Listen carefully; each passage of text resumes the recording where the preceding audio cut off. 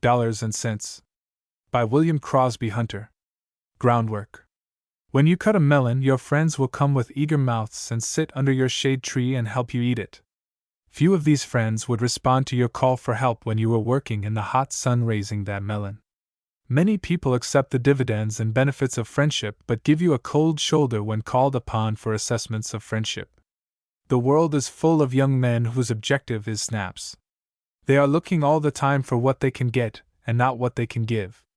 To forge ahead, you must give value received. You can't draw out all the time.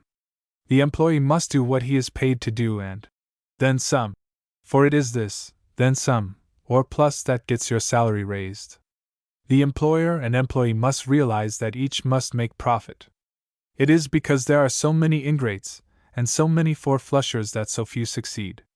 This book will be welcomed by those who are square, ambitious, and patient. It is not theory. It is not preaching. These chapters will be old friends to you, and you may read a few minutes or a few hours. You may read and reread as often as you wish, for you will always find some new truth impressed on you every time you read. Keep this book, carry it with you, and you will be benefited. Worry and fear will fade and peace and courage will grow within you the more you study these pages. The writer has been at it for 32 years. He has had successes, failures, joys, sorrows, and experienced the passions, the problems, the difficulties you have experienced.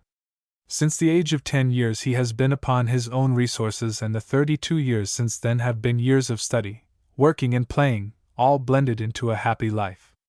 The jolts, setbacks, sorrows, worries, fears, and discouragements are the things which made him strong. They were experiences. Smooth sailing doesn't bring out the stuff one is made of. It takes shadows to make sunlight appreciated. It takes reverses to make success. It takes hard knocks to polish you. This is a book of experiences, not one of theories. There is no attempt to make this a literary effort. All the writer hopes for or cares to do is to truthfully state facts and experiences in plain language. Study the thought rather than the expression. It is sense the writer wants to express rather than nonsense. The writer is happy to say that the previous editions sold rapidly and his friends not only read, but pass the word along. The way to get happiness is to make others happy, and the present of one of these books to a friend or employee is a quick way to get happiness. Let us go along together and consider some of the problems which we all have to face in our business as well as our social life. A volume could be written on each chapter. But volumes are tiresome, and herein you will find net values which are the result of boiling down. So now we have the groundwork of this book. We understand each other. Simply take these truths for their evident worth. You won't agree with the writer in all things, of course not. If, however, you get one truth that will help you, then you have been repaid for reading this book, and the writer has been repaid for writing it. Learn to say no.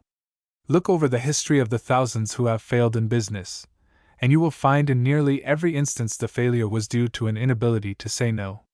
People come to us under various guises and ask us to do things which in our better judgment we had rather not do, and too many have not the backbone to say no.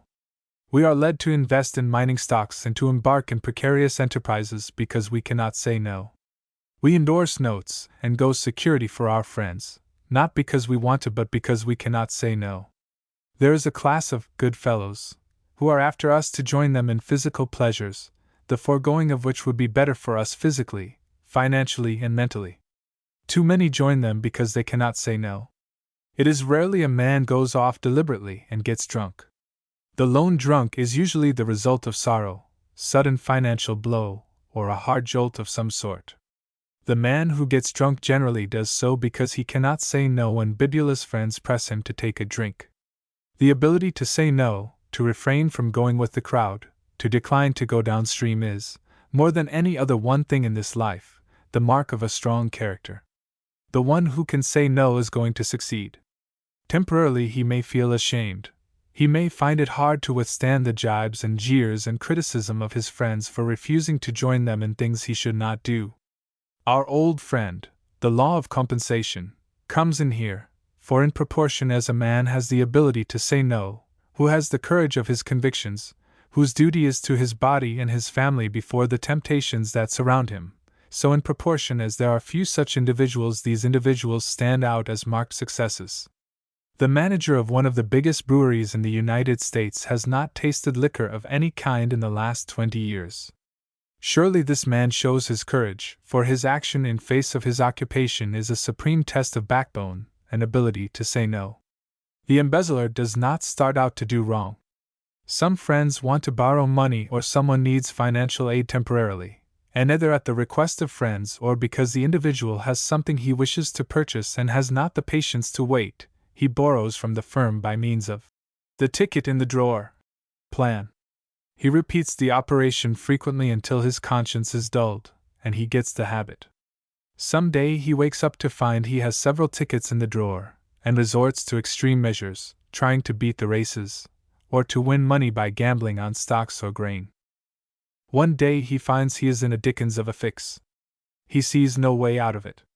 He takes more money and skips out, only to be caught later on and made to suffer, and all this because he could not say no to temptation. Learn to say no. Set your jaws firmly and say no. The friends who go back on you and criticize you for saying no to the things that are hurtful to you are unworthy of the name of friends, and you can very well get along without them. Friends who ask you to do the things you should not do are the very ones who are of no service to you in time of need. The individual who says no regardless of the flings and taunts that are cast at him is the one who eventually makes a success. Character counts above all things in the business world.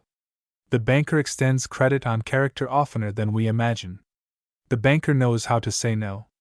A man's credit and character are most important factors in business, and many a man without security has attained magnificent success through untiring energy, ability, character, and courage enough to say no.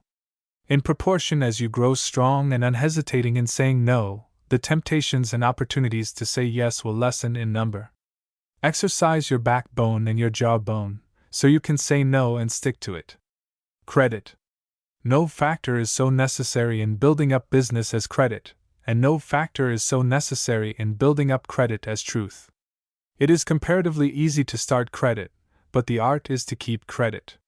The young businessman who says, "I want no credit, I buy and sell for cash," makes a mistake.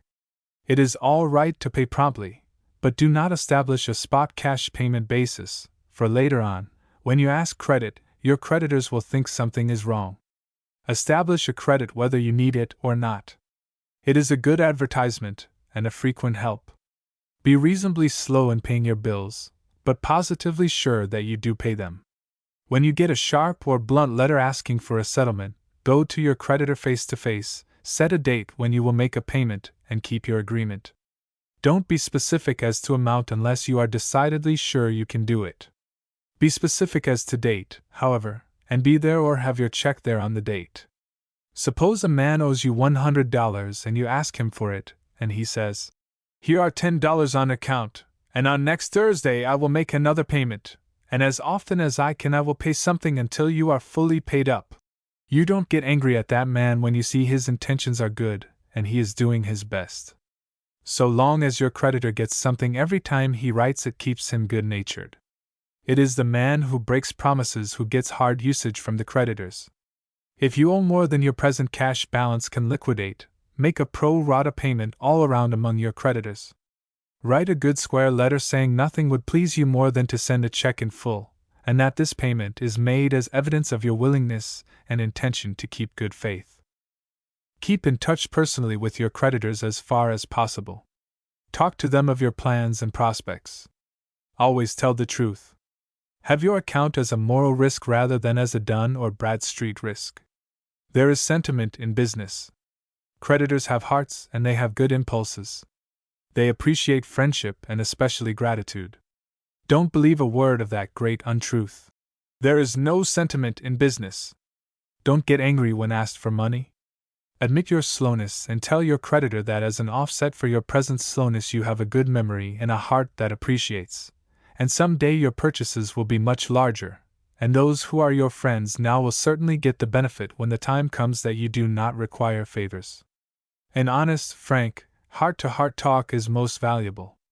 The credit man keeps the truthful man in mind and his account under his protecting wing. The credit man glories with you, and has a distinct interest in your success when it comes. It often happens that the small bank or small manufacturer is the best place for the beginner to go for credit.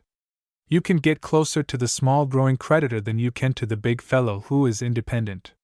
The big bank is cold-blooded. It insists upon security and collateral. Your account in a big bank is only an incidental detail, and the cashier is cold and distant and blunt. The small bank, however, gives you more time and attention, is more interested in you, and can remember you much better than the big bank. Avoid bad associates. You can't play the races and give wine dinners and maintain strong confidence with your creditors. You must be worthy of the confidence reposed in you. It is your duty and part of the contract to be reliable and truthful. Every time a creditor gets out of sorts, go to him and pay him something, and he will quiet down. Be grateful. Don't be afraid to express yourself freely and frequently on this point. When you are caught up and financially strong, stick to those who stuck by you. Remember, credit is based on confidence in the individual rather than in his bank account. Don't get into nasty arguments or disputes. Give and take. Be fair. Be square. Keep your temper. Stoop to conquer. Cut out all thoughts of revenge. When a house does not treat you right, curb your temper, and, as soon as you can, get in touch with some other good house. Tell the new house frankly why you changed. Credit is a subsidy, and it stands the hustling businessman in good stead. Many men have started in business with a capital only of ability, hard work, honesty, and good reputation. The use or abuse of credit determines whether a man will rise or fall. Keep your record clean, and if later you get on the shoals, your past will stand you in good stead. If you have been given to sharp practice or dishonesty, woe be unto you when you fall. Remember these things carefully. Keep in personal touch with your creditors, keep your promises, pay on account when you cannot pay in full, hustle, be honest, keep good company, don't gamble, don't be a sport. If you practice these virtues, offers of aid will come to you rather than flee from you. Never quit work. The average young man makes up his mind that at 50 or 60 years of age he will retire and take things easy for the rest of his days. The average young man makes a great mistake. It is far better to wear out than to rust out. To the young man, work is a drudge, a necessity to keep him alive. In middle age, work is an accepted thing and we are used to it, and feel rather the better for having occupation. In old age, work is a necessity to keep the mind and body young. There is scarcely a more miserable spectacle than the man of 50 or 60 who has retired with ample fortune. He loafs around the house, goes from one club to another, gets lonely, feels blue. He tries to kill time in the day looking forward to the meeting of his cronies in the evening. The cronies are busy in the daytime, and they have engagements and pleasures in the evening, so that our retired friend seems to be in the way. He finds that the anticipation of retirement was a pleasure, and that the realization is a keen disappointment. There is nothing, says Carnegie, absolutely nothing in money beyond a competence. When one has enough money to buy things for the home, for his family comfort and enjoyment, when he has sufficient income to take care of himself and his family, surplus dollars do not mean much. The businessman should prepare for his future so that if ill health overtakes him, he may have the wherewith to surround himself with comforts, travel, and the best of care. The man who enjoys pleasures of the home and friends, who trains up young blood to take hold of the business, who travels and enjoys himself as he goes along, has the right idea. We must learn to enjoy life now instead of waiting for tomorrow may never come. The man who cashes in, puts his money in bonds, and retires from all work goes downhill quickly, and feels he is of no use in the world. The farmer who moves in town to live on his income is a sorry individual unless he has a garden and chickens, or buys and sells farms, or occupies his time with work of some kind. The retired, non-working farmer who has moved to town gets up in the morning, goes to see the train come in, whittles a stick, loafs at the hotel or store, goes to the next train, talks of his rheumatism, goes to bed at 8 o'clock, and the next day goes through the same rigmarole. We have all seen these old codgers who have retired. They are not happy because they have quit their life's habit of work, and are rusting out. Occupation is the plan of nature to keep man happy, So when you have all the money you need, have some occupation or hobby to occupy your time. The man who retires from any active work is merely counting the days until he dies. When old age comes and your body or brain won't let you do or care for as much as you could in your younger days, then get lighter work or lighter cares. Keep busy if it is only raising chickens or gardening, or studying astronomy or botany.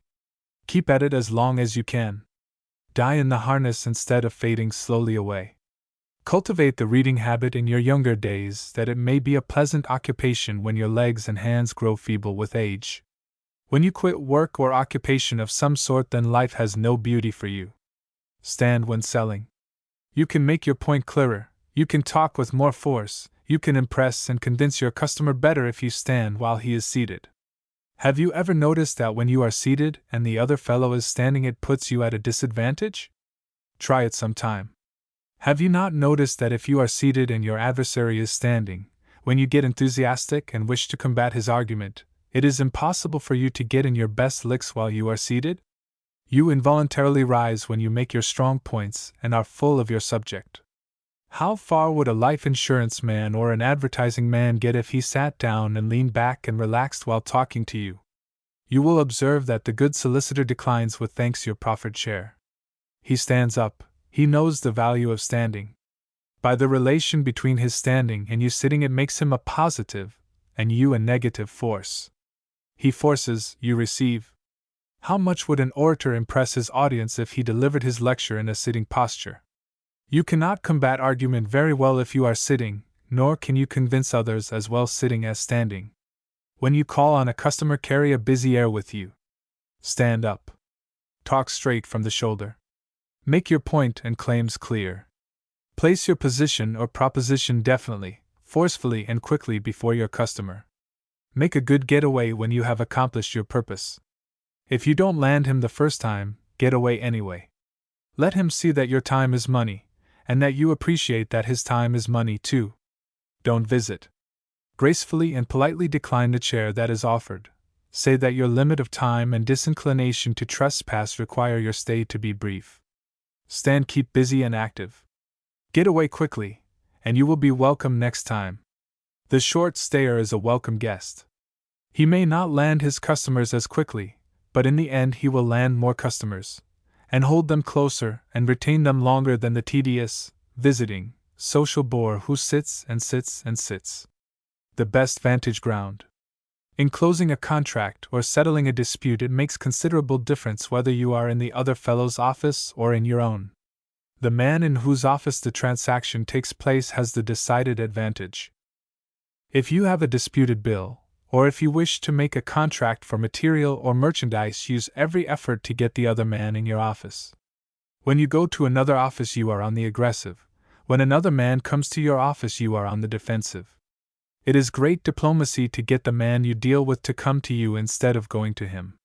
In proportion as you are diplomatic, you will be able to benefit. If you meet the other man in a club, hotel, or a place outside of your office or the other man's office, then the vantage ground is even and neither has the best of it so far as location is concerned. Starting from an even vantage ground, the advantage shifts greatly one way or the other according to whether you go or the other man comes. Railroad officials, bankers, and great merchants realize the importance of having the vantage ground in their favor. The merchant, for instance, has private rooms and regular office hours for his buyers, and he lets the manufacturers come to him. Stop a moment and look over your own experience, and you will recall numerous instances where it has been to your advantage to close a deal in your own office. There is nothing in what we have written in this series of talks that has less theory in it than this particular chapter. There is no point we have made more surely proven by experience. The army that attacks the enemy in the enemy's country has the odds against it, as all wars have proven. Men fight best at home on their own vantage ground. Whether you are buying or selling, try to close the deal in your own place of business. If you have travelers on the road, let it be part of their business and duty to invite and persuade customers to call at your place of business when they are in town. Ambition. A man without ambition had better content himself with learning a trade. A good mechanic is fairly sure of $3 a day, and 52 weeks' employment in the year. The mechanic does not have many worries. He does not have notes to meet at the bank. He does not have to face the ingratitude of employees and petty jealousies, for he has no employees working for him. He lays down his tools when the bell rings and goes home to his family. His ambition is to have a good place to sleep, plenty to eat, money enough to buy clothing for his family and to send his children to school, and extra spending money enough over his fixed charges to allow him to take his family to the circus when it comes to town. Ambition makes men strive to get ahead. Ambition cultivates taking chances. Nearly every man is a gambler. Some of you will be shocked at this statement, yet upon careful analysis, nearly every move a successful businessman makes is a gamble. He is betting that he will take in more money than he lays out on a new plan. The man with ambition is a gambler. The man who learns a trade and does not strive to increase his earnings is not a gambler.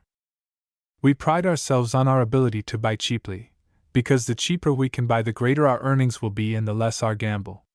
Any man with 2 hands and ordinary health can earn a livelihood, but the ambitious man wants to make a name for himself and to make a success in business, so he works harder than he would do if his problem were only the obtaining of money enough to buy the things necessary for his existence. The moment a man loses ambition, his progress, so far as business advancement is concerned, ceases.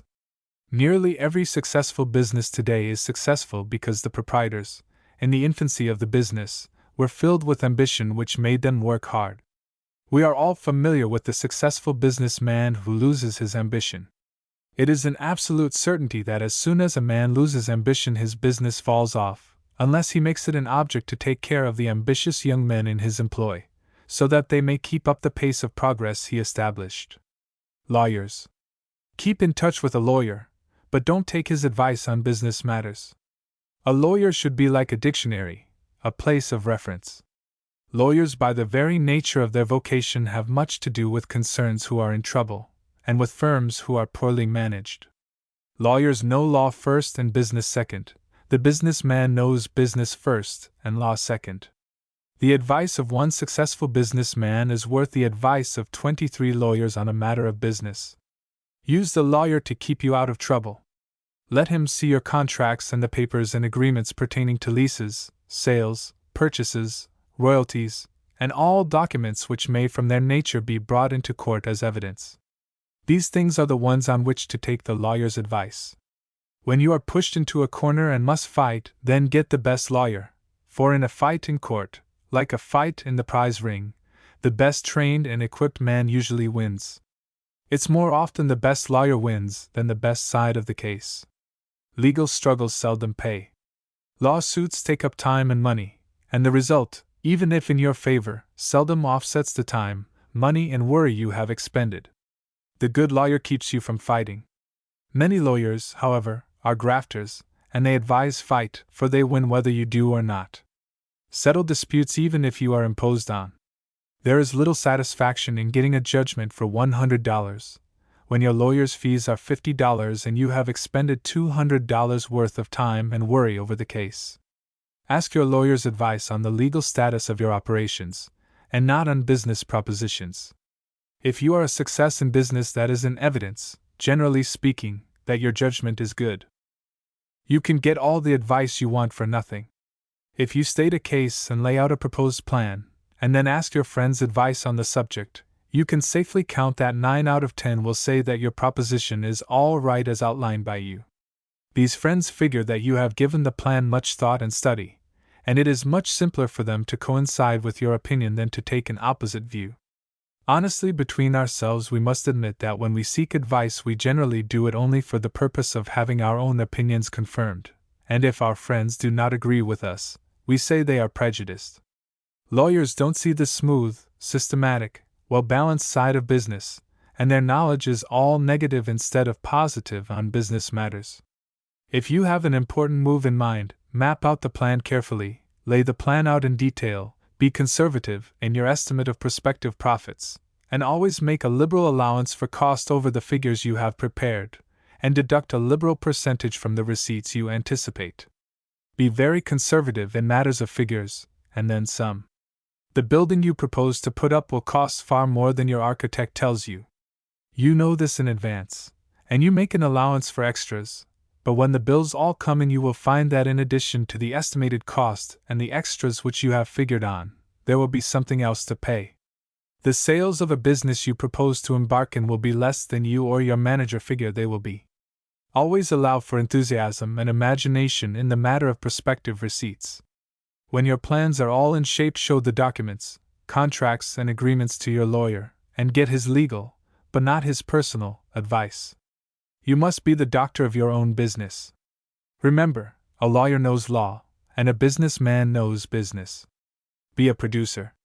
Employees are divided into two classes: the kind that makes profits and the kind that is on the expense side of the ledger. The young man who has the foresight and ability to get on the selling side, the side that brings profit to the house, has the decided advantage over the young man who is on the expense side.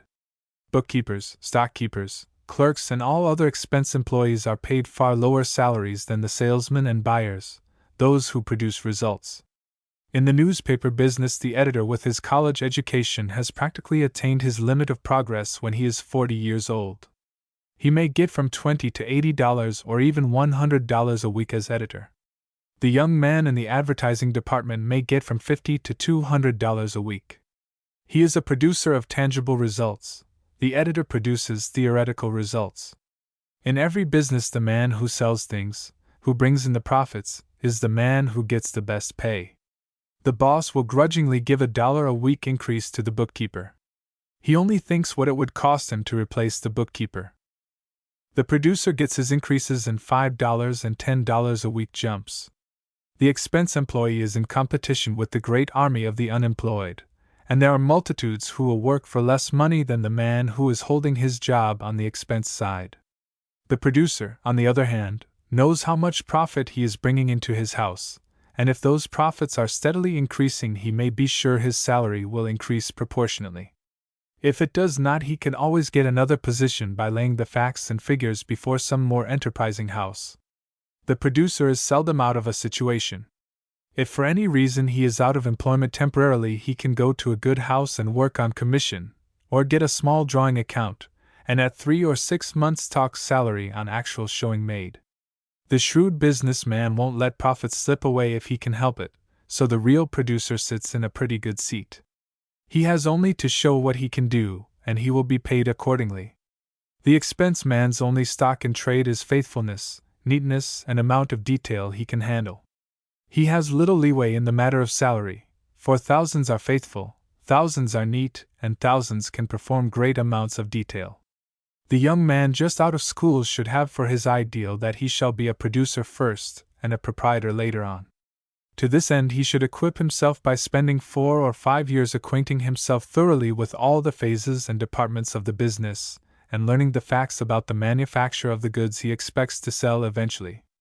All this understanding and preparation will be of great service when he is a salesman, and greater service when he is a proprietor. The writer started wholly dependent upon his own exertions for a livelihood at 14 years of age. At 15 he learned shorthand by evening study. At 16 he attended to the correspondence and mail order department for his employer. At 18 he was getting $8 a week in cash for his services, and many times that amount in valued experience. One day he got a blank application for a $75 clerkship in the post office. At that time appointments were made by political pull and not through the civil service.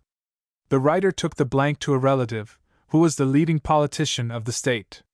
He asked for the endorsement of this senator and received this advice: "Young man, my signature to this sheet would get you the job, but if you were my son I would not let you take the place.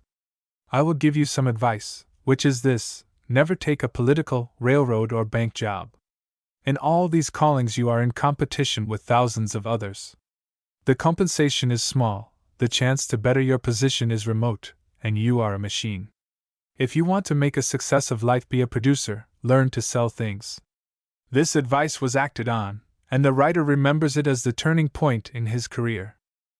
It is a sad thing to see the old man working for $40 or $50 a month who in the past drew $3,000 or $4,000 a year. Such men were expense men and not producers. Moves on the checkerboard of business are made quickly. The man with silver hair may be an accountant or confidential man drawing a good salary. Something happens, his firm goes out of business or sells out, and our old friend is left without a position. He has been used to the comforts and associations a good salary allows, and now he finds himself out of a place and faces the necessity of starting over again, and his competitors are young and active men ready for the battle of life. The old man out of a job goes around amongst his friends. The friend can do nothing but gives him a letter of recommendation. He is passed along from one to another until he is footsore and heart sick and weary of it all. He winds up as a sleeping car conductor, or gets a position as floor walker or clerk at the inquiry desk. The producer, be he ever so old or ever so often out of a job, can catch on again. He gets his job on results, and not sympathy. Businessmen are on the lookout for producers. Young man, learn to be a producer. The man, not the plan. We are prone to give credit to the plan as being the thing that makes a successful business. It is not the plan, it is the man behind the plan that is responsible for the success. The man who has a well-defined ideal, who hews to the line, who eliminates all deterrent influences, who concentrates his energy on his ideal, who bends his efforts towards the one thing is pretty sure to accomplish his purpose. We often see a man make a marked success in a field that others have considered barren. Take a small town, for instance, where there are many retail stores. The people of the town will tell the prospective merchant that the town is already overcrowded with stores, that none of the stores seem to be making more than a bare living, and that it would be impossible for another store to make a success, on account of the already overcrowded conditions, yet the right man comes along and starts a store in that town and makes a marked success.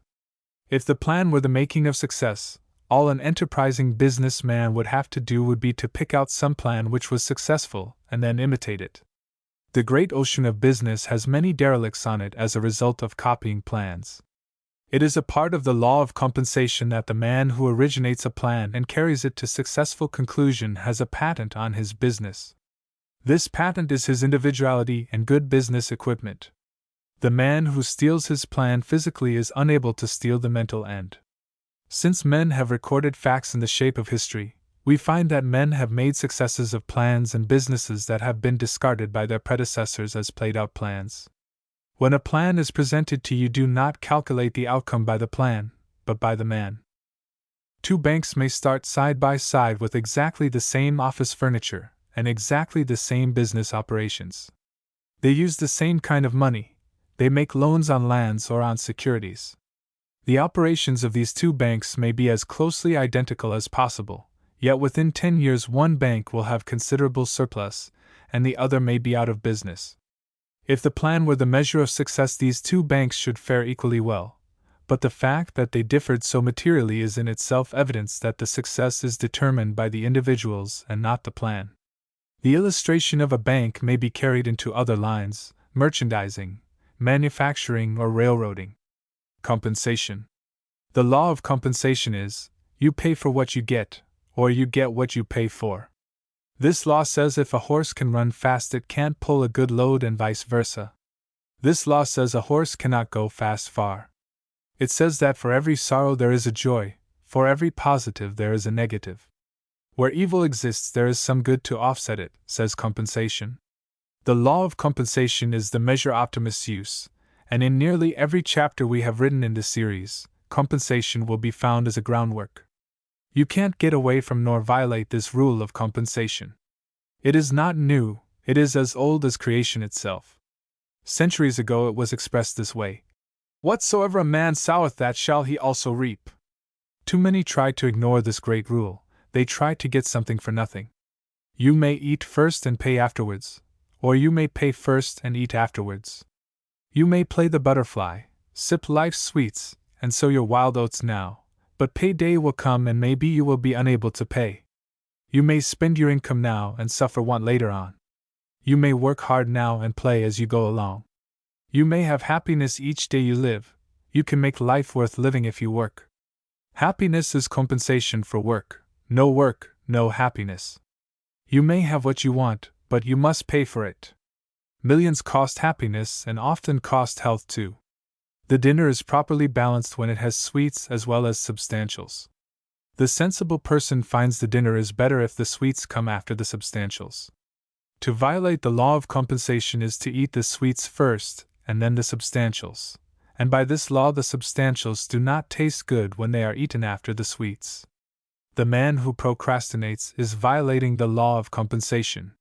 When you see your duty, attend to it at once. The boss. By the boss we mean the active proprietor, the executive head, the owner of the business. He is sometimes called the old man. The success of an institution depends largely upon the example set by the boss.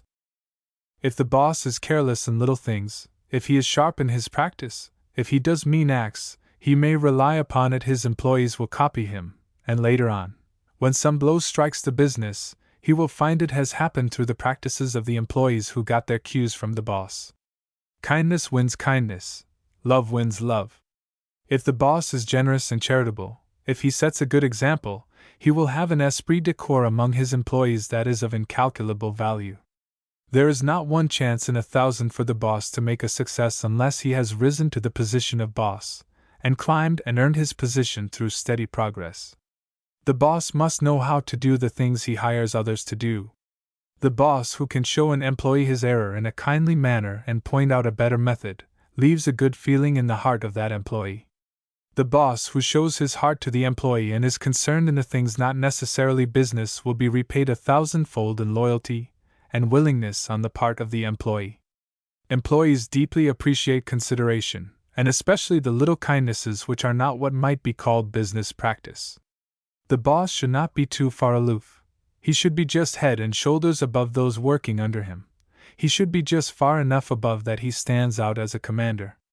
He should be willing to grant an audience to an employee and should work with him. The boss should say we rather than I. He should talk with the employees and not down to them. He should make each individual under him feel that he is part of the institution and an element in its success. Remember this: employees watch the boss and they copy him. Where you find hard-working employees, you will find a hard-working boss. The boss cannot run the whole business himself. He is dependent upon willing hands. And in order to get willing hands, he must have willing hands himself. If the boss is alert and discovers wastes and leaks in his business, the employees will discover them too, and the business will receive double benefit. Sizing up things. One of the most necessary as well as beneficial practices a man can have is to take 15 minutes to an hour each day and devote the time to sizing up things, to planning the day's work for the morrow, to threshing the wheat from the chaff, to reviewing the accomplishments of the day. Sizing up things can only be well done in solitude. The benefits of sizing up things in solitude are so great it is a wonder more has not been written on the subject. Plants grow in darkness, yet the common understanding is they grow in sunshine. The sunshine is absolutely necessary for the growth of the plant, but the real growth is done in the quiet darkness. A man's brain develops in solitude, yet bustle and crowds and business activity are as necessary to the man as sunshine is to the plant. The real brain and moral growth takes place in solitude. Here again we must remember the law of compensation, for if a plant had all sunshine and no shadow, and if a man had all hustle and bustle and no solitude, it would be like a machine without a governor. The man and the plant would run so fast something would have to give way. On the other hand, compensation says that if a man is too much in solitude, or the plant too much in darkness, they will wither and die. Man has always had strong admiration for the strong individual, whether bird, beast, fish, plant, or human. There are two kinds of birds: the kind that lives in flocks, like the blackbird and the wild duck, and the kind that lives by itself, like the eagle. Amongst birds, the eagle is chosen as an emblem for the flag, and never the duck or blackbird. Amongst beasts there are two classes: the herd kind like sheep, and the strong individual, like the lion. The lion is the symbol of strength and courage, the sheep the symbol of innocence and simplicity.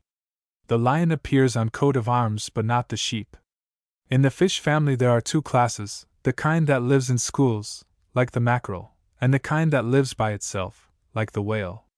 When first the savage drew a rude picture of a fish on his hut, it was a whale, and not a mackerel. We do not find the mackerel's picture excepting at the fish dealers and on the menu, and then only because the mackerel is good to eat. Among trees, the one that attains great proportions and beautiful symmetry is yonder giant oak, or elm that grows in the open. It needs room to breathe and grow. It grows better if it is segregated from the crowded forest. The giant tree is not the one that grows in the dense forest. There are two kinds of men, the kind that lives in the herd and the kind that has strong individuality that needs room to grow.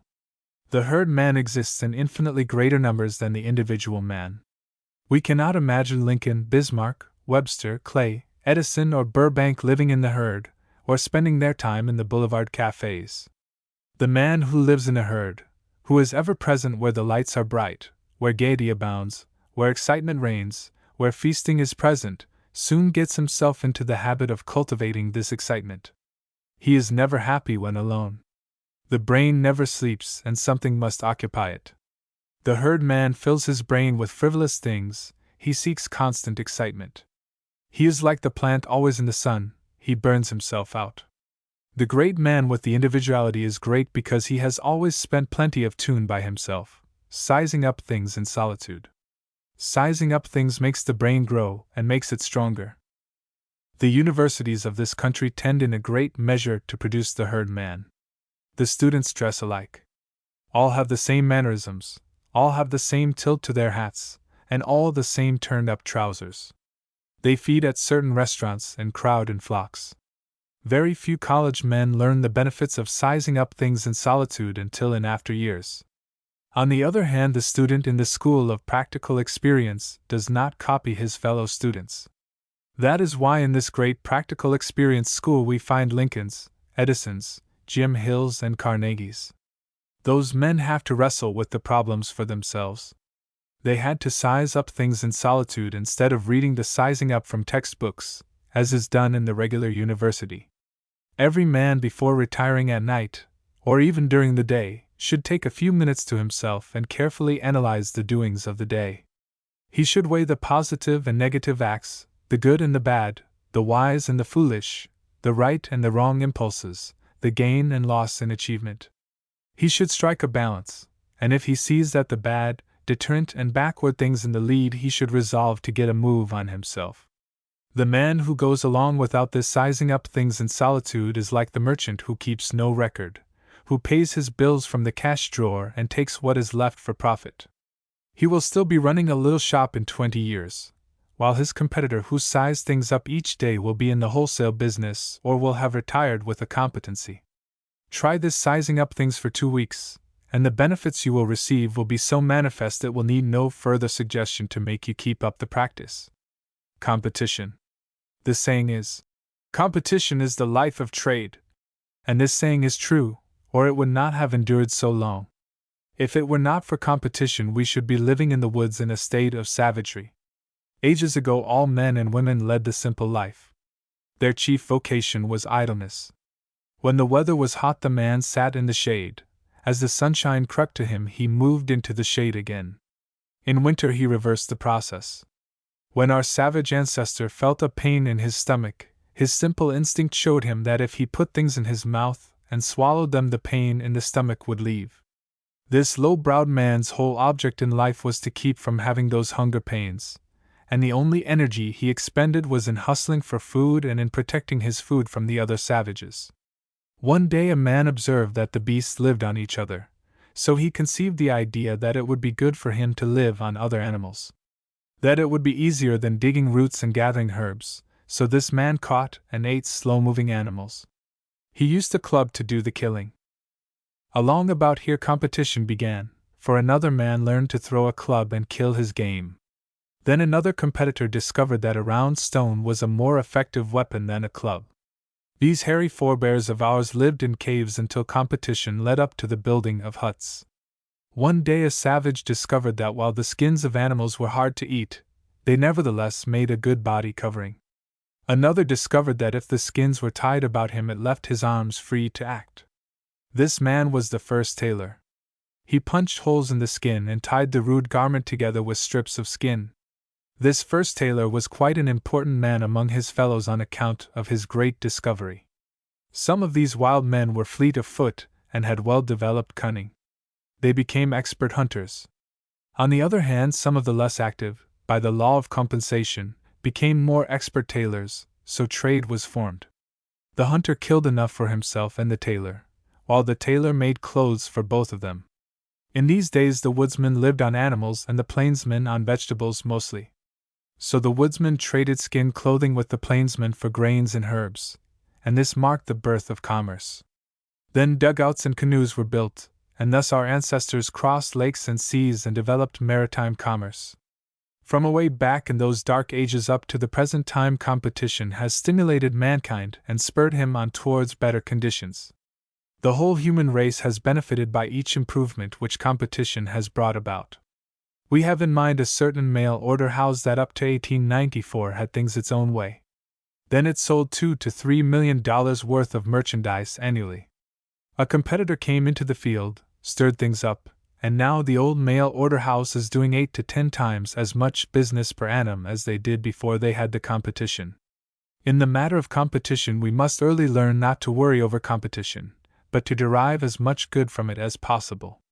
If a competitor does something better than you do not kick or protest, but jump into the bandwagon and do the thing as well or better than he does it. Price cutting is the simplest and most common phase of competition, but a better way to get advantage over your competitor is to improve your business by cutting off wastes and leaks, and reducing fixed and fancy charges so you can give your customers more quality and more quantity for the money. In proportion as you increase the value you give for $1, just so you will find it easier to get the $1. Do not regard competition as hurtful to your business, but rather look upon it as a pacemaker for you. If you had 10 experts working for you studying how to improve your business, you would certainly get benefit from it, but probably not enough benefit to offset the great cost of hiring these 10 experts. On the other hand, if you have 10 competitors who are sitting up nights studying how to improve their businesses, you can get the benefit of their experience without it costing you anything. The world is big and there is room for all, but old compensation says the prizes are given to the fittest. If you are a laggard, if you are on the defensive instead of on the aggressive, get busy, wake up, do it now. Advertising. Good advertising is good publicity. Advertising is the thing that makes your trade increase. Everything you do in connection with your business and every act of yours outside of your business is an advertisement. Reputation is an advertisement, so is honesty, politeness, correspondence, methods, catalogs, circulars, and salesmen. Neatness is an advertisement, and so is promptness, thoroughness. And then there is another kind of advertising, which is your statement in the newspaper. This is the printed kind of advertising, and this kind of advertising is the most common. In fact, when we suggest that you should advertise, it immediately comes to your mind that advertising is space in the newspaper. Keep in mind, however, when we speak of advertising, we refer to everything in connection with your business that makes an impression upon the public or the prospective buyer. Some of the old-timers refrain from printed advertising in newspapers, saying that the best advertisement is merit. Merit is a good advertisement, but it is mighty slow in its action. If the inventor of the typewriter planned and built the machine in his barn without letting anyone know about it, if he kept absolutely quiet about his doings, relying on the fact that the typewriter had merit, it would never be known to the public unless he told about it. If the inventor of the typewriter waited for merit alone as the vehicle for acquainting the world with the merits of the typewriter, the world would never know of it, unless, perhaps, a fire inspector or an health officer accidentally stumbled across the machine while inspecting the premises. If the inventor waited for intrinsic merit to sell his goods, he would find that months and years would elapse before he could develop his business into profitable proportions. If you have a good thing, you must tell about it. Telling makes selling. Telling is advertising. Professional men hold up their hands in horror when you suggest advertising to them. They tell you they don't believe in advertising, that it is not ethical, that it is not dignified. Doctors and lawyers are most notable in this respect. One of the first things of their code of ethics is, "Thou shalt not advertise." They mean paid newspaper advertising. The man who originated this idea evidently did not have the money to pay for any, and it was a case of sour grapes. Let us look into this matter of ethics, and see whether the doctor and the lawyer really believe what they say about this matter of advertising. It is a rare spectacle to find a lawyer who will not gladly give an interview to a newspaper reporter during some important trial. The doctor gladly avails himself of the opportunity to read a paper before a medical society, and he sees to it that this paper is published in a medical journal later on. Professional men belong to clubs, take part in public affairs, speak before people, work on committees, and actively take part in anything that will bring them in the limelight of publicity. They do this advertising themselves, yet they say they do not believe in advertising. Uncle Sam builds warships, equips his soldiers splendidly, conducts his business affairs with high-grade talent, all this that the United States may be well advertised among our sister nations. Advertising is absolutely essential to successful business.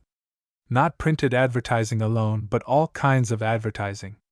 The quality, the price, your aggressiveness, everything in your business is an advertisement, either a good advertisement or a bad one. It behooves you to see the advertising you do, whatever kind it may be, is of the good kind. If you expect to remain in business a long time, your advertisements must be good. Keep in mind that methods are advertisements.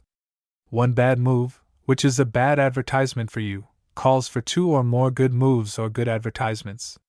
Have everything, every detail of your business carry a good advertisement, that is, have it help your business. Have every employee pulling on the same center tugs and have them all face forward, and your vehicle will move forward. Buying. The buyer derives much information and much shrewdness by carefully watching the seller's methods. Some buyers seem to think that bulldozing tactics, cute lies, and irritable manners make the seller humble, weak-kneed, and non-combative. This is a great mistake. The best buyer is first a gentleman. He keeps his word, he is patient, and he knows his business thoroughly.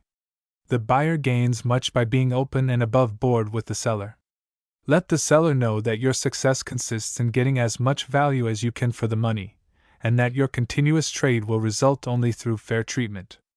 Let the seller understand that the better he treats you in the matter of price and quality, the better you will be able to treat your customers, and the longer you will be able to deal with the seller. The moment the buyer shows bulldozing methods, the seller is antagonized, and his object then is to soak the buyer. The buyer who keeps his temper and goes at the matter philosophically is the one who wins out. The buyer should explain to the seller that the seller can get the best of him once and maybe twice, but not more than that. The main thing for the buyer to possess is a most thorough knowledge of the goods he buys.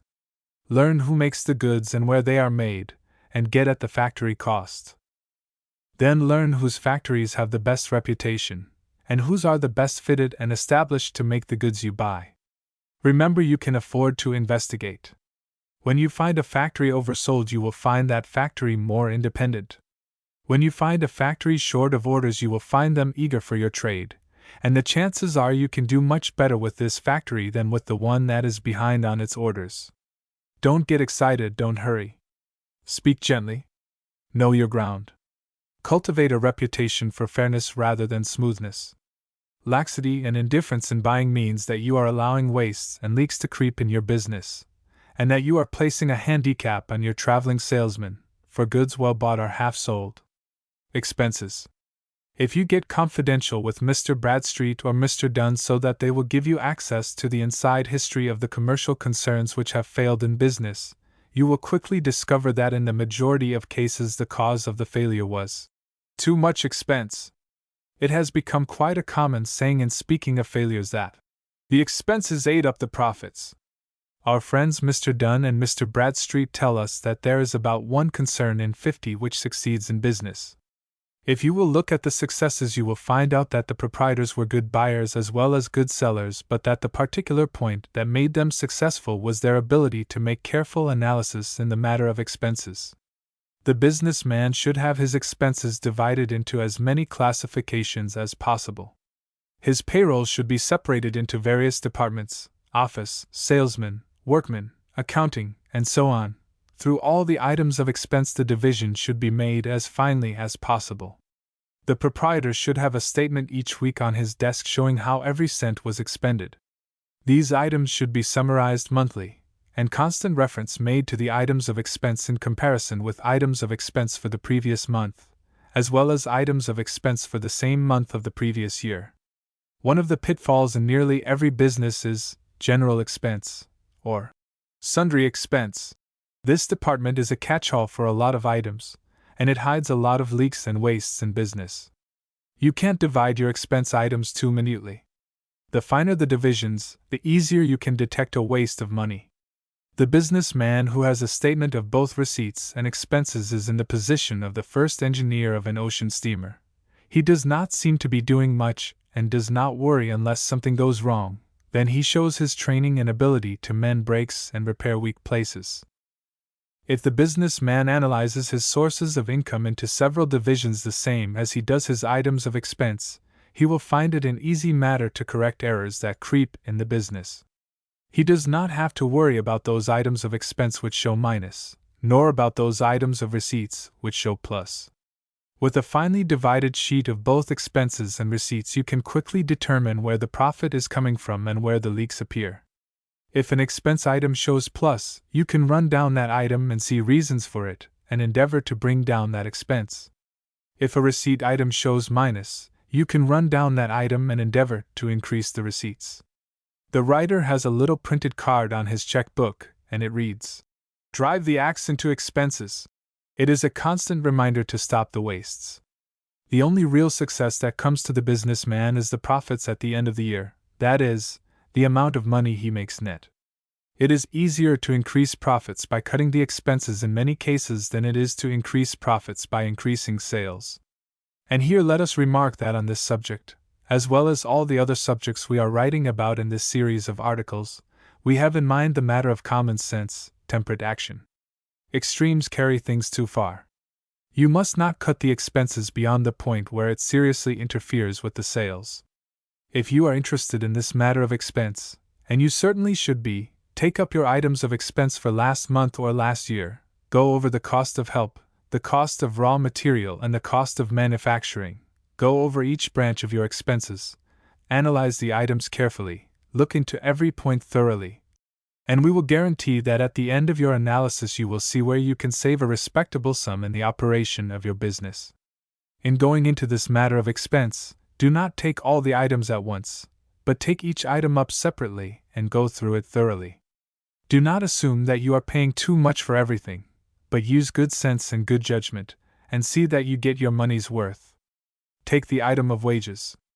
Look over the individuals in your employ, and you will see a place, for instance, where 2 persons can do the work 3 are now doing. Remember, it is generally true that where 2 persons are engaged in handling a certain department, and they are overworked, the tendency is to give them additional help. When this is done, you will find thenceforth all 3 are busy. In other words, each of the 2 persons who were formerly overworked ease up and do less work the moment the 3rd person is given as assistant. You have noticed that where you put 3 employees to do the work formerly done by 2, it is almost impossible, if you take the employee's word, to get 2 employees to do the work after 3 have been doing it. The work should push the employee. The employer should get full capacity of his employees. Look over your payroll and make up your mind that here and there you are going to employees and ask them to help you save money, and at the same time you will let them earn more money for themselves. You will find that this plan works admirably. For instance, if you have 3 employees getting $10 a week each, go to the 2 who do the most work and say to them, "If you can do the work of this department with 1 less employee, I will give you each $3 a week more." In this way you will pay 2 employees $13 a week instead of 3 employees $10 a week each. This will save you $4 on that particular part of your payroll. If you save proportionately all through your payroll, it will make a decided profit in itself. Saving can also be made in the payroll by taking one of the heads of the department into your confidence and letting out the work to him by contract, offering to give him 1/2, or 1/3 or 1/4 of the amount he can save in his department. It is surprising to see how different his argument will be when his pocket is affected. For instance, in the past he explained to you that his department is behind in its work because he has not enough help. He has been asking for more help right along, but never asked that some of the help be laid off. If, on the other hand, you say to him you will give him 1/3 of what he can save in the matter of wages in his department, you will instantly notice that his whole argument and attitude change. He discovers that he has ability to pick out employees who do the most work, and lets out the four-flushers and idlers. Remember that as a rule the best paid employees are the cheapest. You can well afford to pay the heads of your departments more wages if they can save you more money. A manufacturer should divide the number of completed articles done per day or per week by the amount of wages paid, and find out what the wage item is in each department per article. Suppose that under your present system it costs you 80 cents in wages per article in Department A, 60 cents per article in Department B, etc. Explain to the foreman of Department A that it is now costing you 80 cents per article for wages in his department, and to the foreman of Department B that wages are costing you 60 cents per article in his department. Tell these employees you will give them 1/3 or 1/2 of whatever they can save in their departments. You will find Department A will cost you from 70 to 75 cents per article thereafter, and Department B from 50 to 55 cents per article, and in the meantime the foreman of the department is making more money for you, and likewise making more money for himself, than under the old system. This matter of expense is most important, and should have the most serious attention of the proprietor. Advice. One of the things most frequently asked for, and yet one seldom made use of, is advice. 99 times out of 100 the man who comes to you for advice as a matter of fact really wants to have his own opinion confirmed. Do not go around with a pocket full of advice offering it to everyone. If you advise a man to change his habits or manner of life, he will resent your proffered aid. The best way to give advice is to take another fellow for example and hit your friend through the illustration of the other fellow. Let him discover the point himself rather than let it appear that you are telling him the thing. The matter of advice is a very hard thing to properly understand. You advise another to do a certain thing, forgetting in the meanwhile that if you were in his position your viewpoint would be his and not your own. You play your strong qualities against his weak ones. It is easy enough for you to advise a drunkard not to drink, but difficult for you to understand his viewpoint on the subject if you are not a drinking man yourself. Giving advice usually comes about because we see a weakness in others. The opposite of this weakness is a feature in our own makeup. The businessman who is constantly asking advice is advertising the fact of his uncertainty of his own actions. Your great problems must be decided by yourself.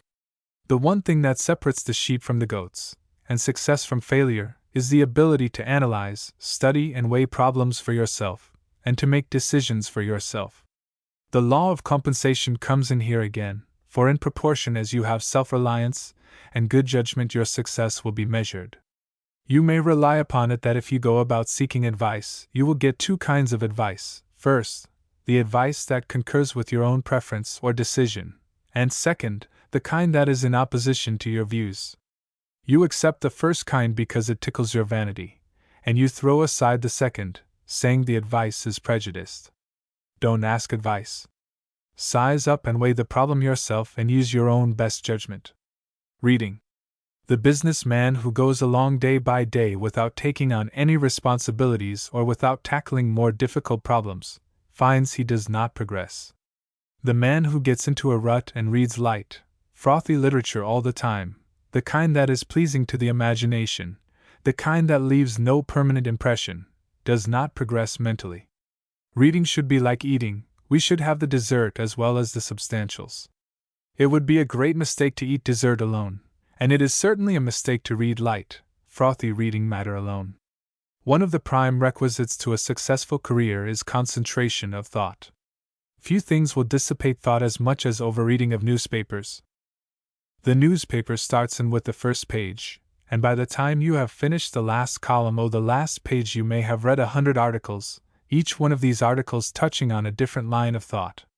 The daily newspaper contains climaxes of all kinds.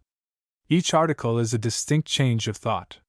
The daily newspaper gives us statistics, sorrow, laughter, crime, passion, death, lies, humor, and so on, all through the gamut of the scale of human experience. The man who craves the newspaper soon finds his line of thought frequently interrupted, sidestepped, drawn, cut off, and dispersed. Abundant evidences are at hand where the book reader acquired the daily newspaper habit, and reads the daily to such an extent that it is impossible for him to read books thereafter. He has broken his continuity of thought, and when this happens book reading is impossible. Everyone should read 2 or 3 or more books at a time. One should be an interesting book, whether history, story, or comedy, so long as it is well written and along lines that will hold one's interest. One should read one book after another of this sort as a dessert for his dinner, as it were, but along with it he should eat substantial food in the nature of substantial reading. Do not read yourself to sleep at night over a light novel. Read your novel for an hour or so, then take up your old philosopher or scientist and read a page, or as much as necessary to find some thought clearly expressed so that it will be burned into your mind. That thought will remain and will be of service to you in years to come. Read daily newspapers scantily. Read items concerning the business you are engaged in. Read the doings of Congress and the important events of the day. Go over the headlines, if need be, and eliminate all those shocking stories of crime and sordid influence. Do not let yourself get into the habit of reading the details of horrible crimes and bad impulses and criminal acts. Skip over all the details of hangings and murders. They are weeds in the mind that choke up the beautiful flowers of thought. Remember, everything you read depresses or elevates, and in proportion as you accustom yourself to read substantial matter, so in proportion you will progress in this world, and have a flood of thoughts at your command when requirements come upon you calling for clean-cut expressions. You will write better letters, you will converse better, you will enjoy social intercourse better if you read helpful reading matter from books and read newspapers very sparingly. Argument. Not once in 1,000 times will one man convince another in an argument, and the benefits you get if you do convince the other fellow will not compensate you for the waste of energy expended on the other 999 times when your efforts failed. You convince a man against his will, and he is of the same opinion still.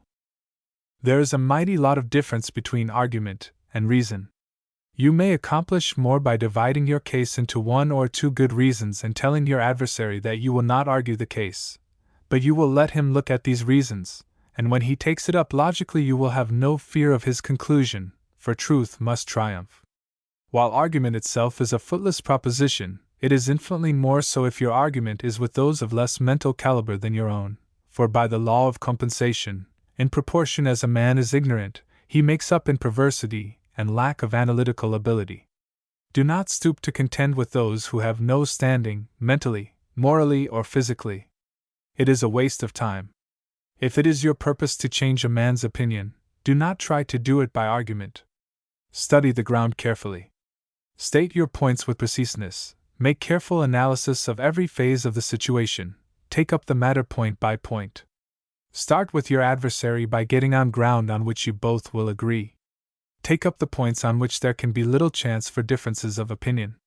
You will find the other man will get in the habit of agreeing with your propositions, and that his antagonism weakens. State facts that are right and truthful, and are so plain that the truth will be self-evident. After you have made several propositions on which the other man agrees with you wholly, then make a proposition that is 90% his way and 10% your way. Gradually increase that 10% until you swing him around so that he sees the truth. He then imagines that he has made the deduction himself. Remember, you can swing the biggest ship around by a steady, slow, gentle pull. On the other hand, a sudden strain on the hawser would produce no effect whatever on the ship. The man who wishes to convert another to his way of thinking must be a diplomat if he is successful. Do not get excited, keep cool and collected, be sure of your ground, be positive in your assertions, make the whole matter clear, and use good judgment, sound reason, and clear logic. Speculation. You are playing against odds when you speculate. The only man who has a sure thing on the Board of Trade or Stock Exchange or the race track is the man with the Wienerwurst privilege. The successful businessman someday wakes up to the fact that his bills are paid, and that he has surplus money. This surplus money should be used for investment purposes and not for speculation. Of course, it is hard to draw the line where investment leaves off and speculation begins. When you speculate on margins, you are like the fellow holding on a bear's tail as it runs around a tree. If you lose your hold, the bear will get you. The man who makes an investment, buying stocks or real estate and paying cash for them, does not have to worry about the market. Prices may be up or down, but the man who has paid for what he has bought will sleep well. You can't beat the speculation game. The only ones who make a success, and their success is ephemeral, are those who make speculation their whole occupation. The professional speculator is merely a high-grade gambler, and he always winds up a loser. Go to the stock exchange or the board of trade and you will see at either place a half a dozen old fellows hanging around. They are all men who have seen better days. A little inquiry and diplomacy on your part will bring forth the fact that these men were once prominent figures on 'change. When you have more money than you need in your business, buy good farmlands out west, or good timberlands. No man ever bought good farmland or good timberland at the prevailing market price and lost money eventually. Of course, at different seasons of the year the price of land may go down a little temporarily, but the moment a good crop comes in, the price goes up again.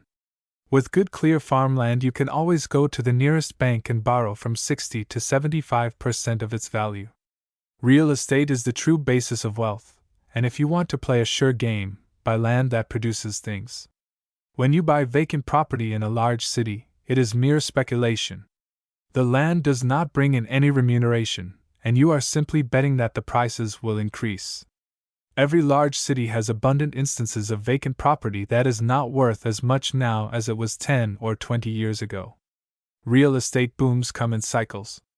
Prices go up and men get the fever and buy vacant property. The boom explodes, property goes down, and you can't get your money back.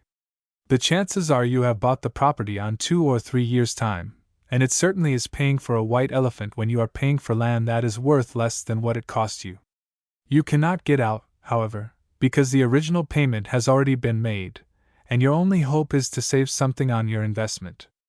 Notwithstanding the fact that certain business sections and certain residence sections in any city steadily increase in price, yet the average real estate in the city increases by a very slow percentage.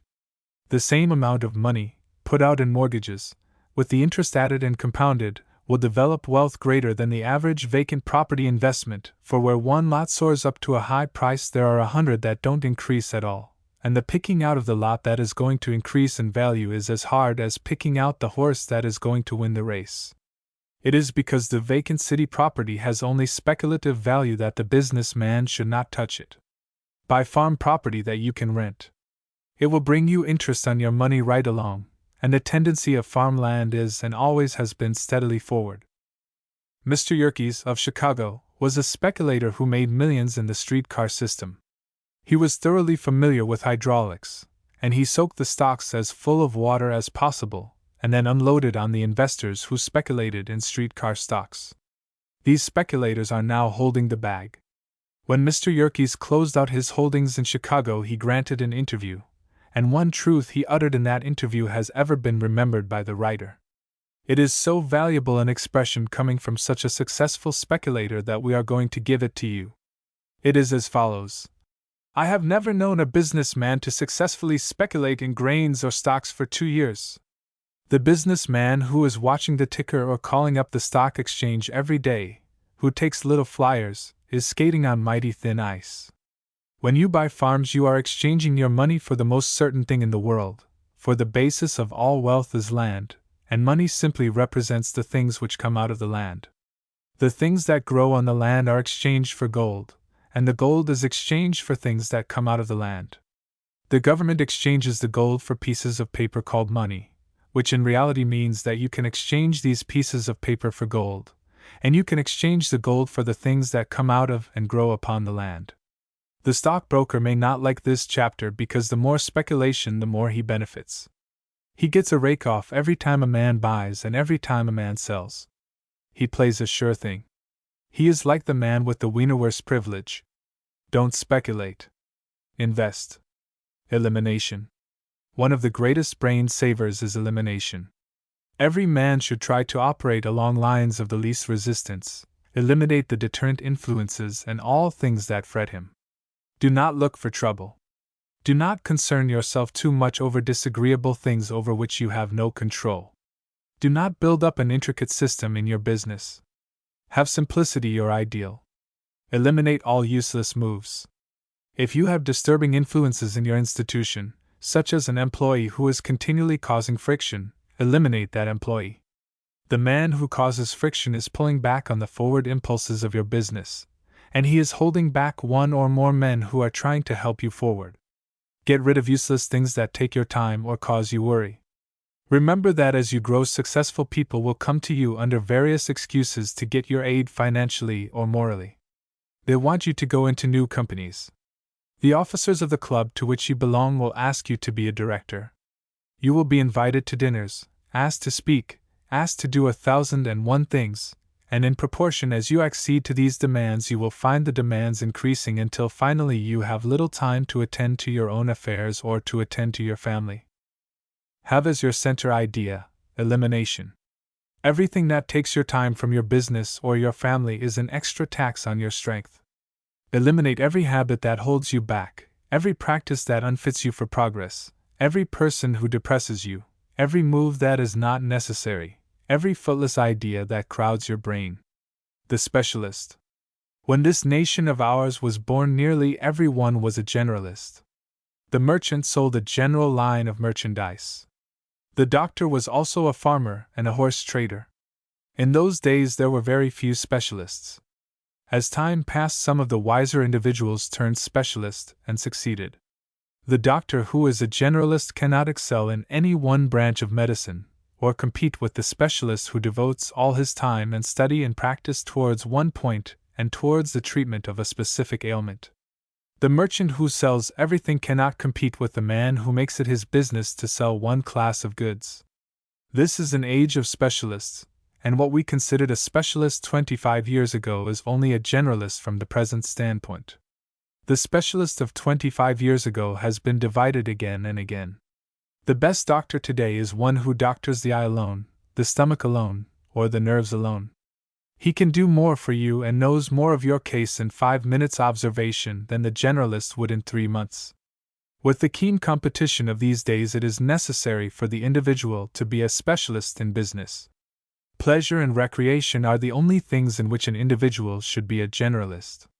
Were it not for specialists, we should know little about the sun, little of electricity, little of steam, little of railroads, little of advertising, little of anything else.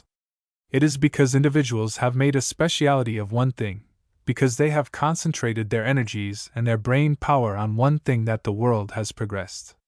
Recreation is for relaxation, and the businessman should see to it that he gets the full benefit of recreation. If he carries specialism into recreation, recreation is spoiled, for the moment a man is a specialist in recreation he strives to excel, and this striving to excel is hard work, and that is the same thing he is doing in business. The businessman who plays billiards and no other game doubtless will play a better game than the generalist who indulges in all sorts of games and recreations, but the man who makes a specialty of billiards finds his powers centered on this game of billiards. He puts his thought on it, and wishes to excel, he wishes to make a record, and billiards then become business. This striving to excel in a game brings forth the same gambling instinct manifested in business. It is his I will. The businessman who plays a good game of billiards someday meets his superior, and the superior is the individual who does nothing but play billiards. If a man tries to be a specialist in billiards and a specialist in business, even though both callings commence with B, he will find that a division of effort is a division of results, and he will not be a success in either business or billiards. In proportion as he excels in billiards, he will be lacking in business, and vice versa. We remember the story of a young friend of Herbert Spencer who joined the great philosopher in a game of billiards. The young man played a most excellent game. When they had finished, Spencer remarked, "Young man, your education has been greatly neglected, you play billiards too well. Be a specialist in business and a generalist in pleasure. Play billiards, swim, ride, play golf, and indulge in all athletic sports, and so long as you get uniform pleasure and recreation from these things, you are doing right. You are helping your mind and developing your body and letting your brain rest, so that it may be keen and a greater help in your specialty, which is business. The world needs specialists, and it needs specialists in recreation as well as business, but the man who tries to be a specialist in business as well as a specialist in recreation will fail in both, or, at least, his success will be only moderate. It is necessary for life's scheme that we have individuals who have steady incomes so that they do not require to enter the strenuous business life. It is necessary to have such individuals, so that they may devote themselves to being specialists in recreation, otherwise the sports would die out. If you go in for sport, do not expect you can compete with anybody who goes in for sport exclusively. You can't win in two callings or occupations. The string. There is a string to every proposition, and it behooves you to look out for the string before acceding to the requests that are made of you. When a stranger comes and offers to do things for you, to let you in on the ground floor, or assures you that he is working for your interest, you may be sure there is a string to his proposition, and the string is that, as a matter of fact, it is himself instead of you he is looking out for. Don't bite at the chance that is offered you to get something for nothing. The biggest kind of a string is always in such a proposition. Remember this, that people are selfish. Each man looks out for his own interests, and even if he is protecting your interests, it is because his own interest will be better conserved by looking out for yours. Don't decide on important matters too quickly. Don't get tied up in big contracts with strangers until you have found every strand of the string. Don't be too suspicious but hunt for the string. It pays to be very conservative on all matters in which others are interested. Sometimes the string in the proposition is legitimate, and the other fellow may be more interested than you are. But it certainly behooves you to see what this string is and to understand exactly where the end of the string is tied. Don't draw up in your shell and look upon every man with a proposition as trying to take advantage of you, but put down this as a truth: there is a string to every proposition, and you must find that string before you close the deal. Horse sense. Just how the expression, horse sense, came into use is not known, but the meaning of the combination means good reason, old-fashioned logic, simple analysis and actual truth, and the basing of your actions upon simple things rather than complex things. The man who uses horse sense in his transactions gets along further and faster than the man who uses selfishness and smartness. To be possessed of horse sense is a most valuable asset. It is something you can use every day of your life. Horse sense is really one of the things that makes up the law of compensation.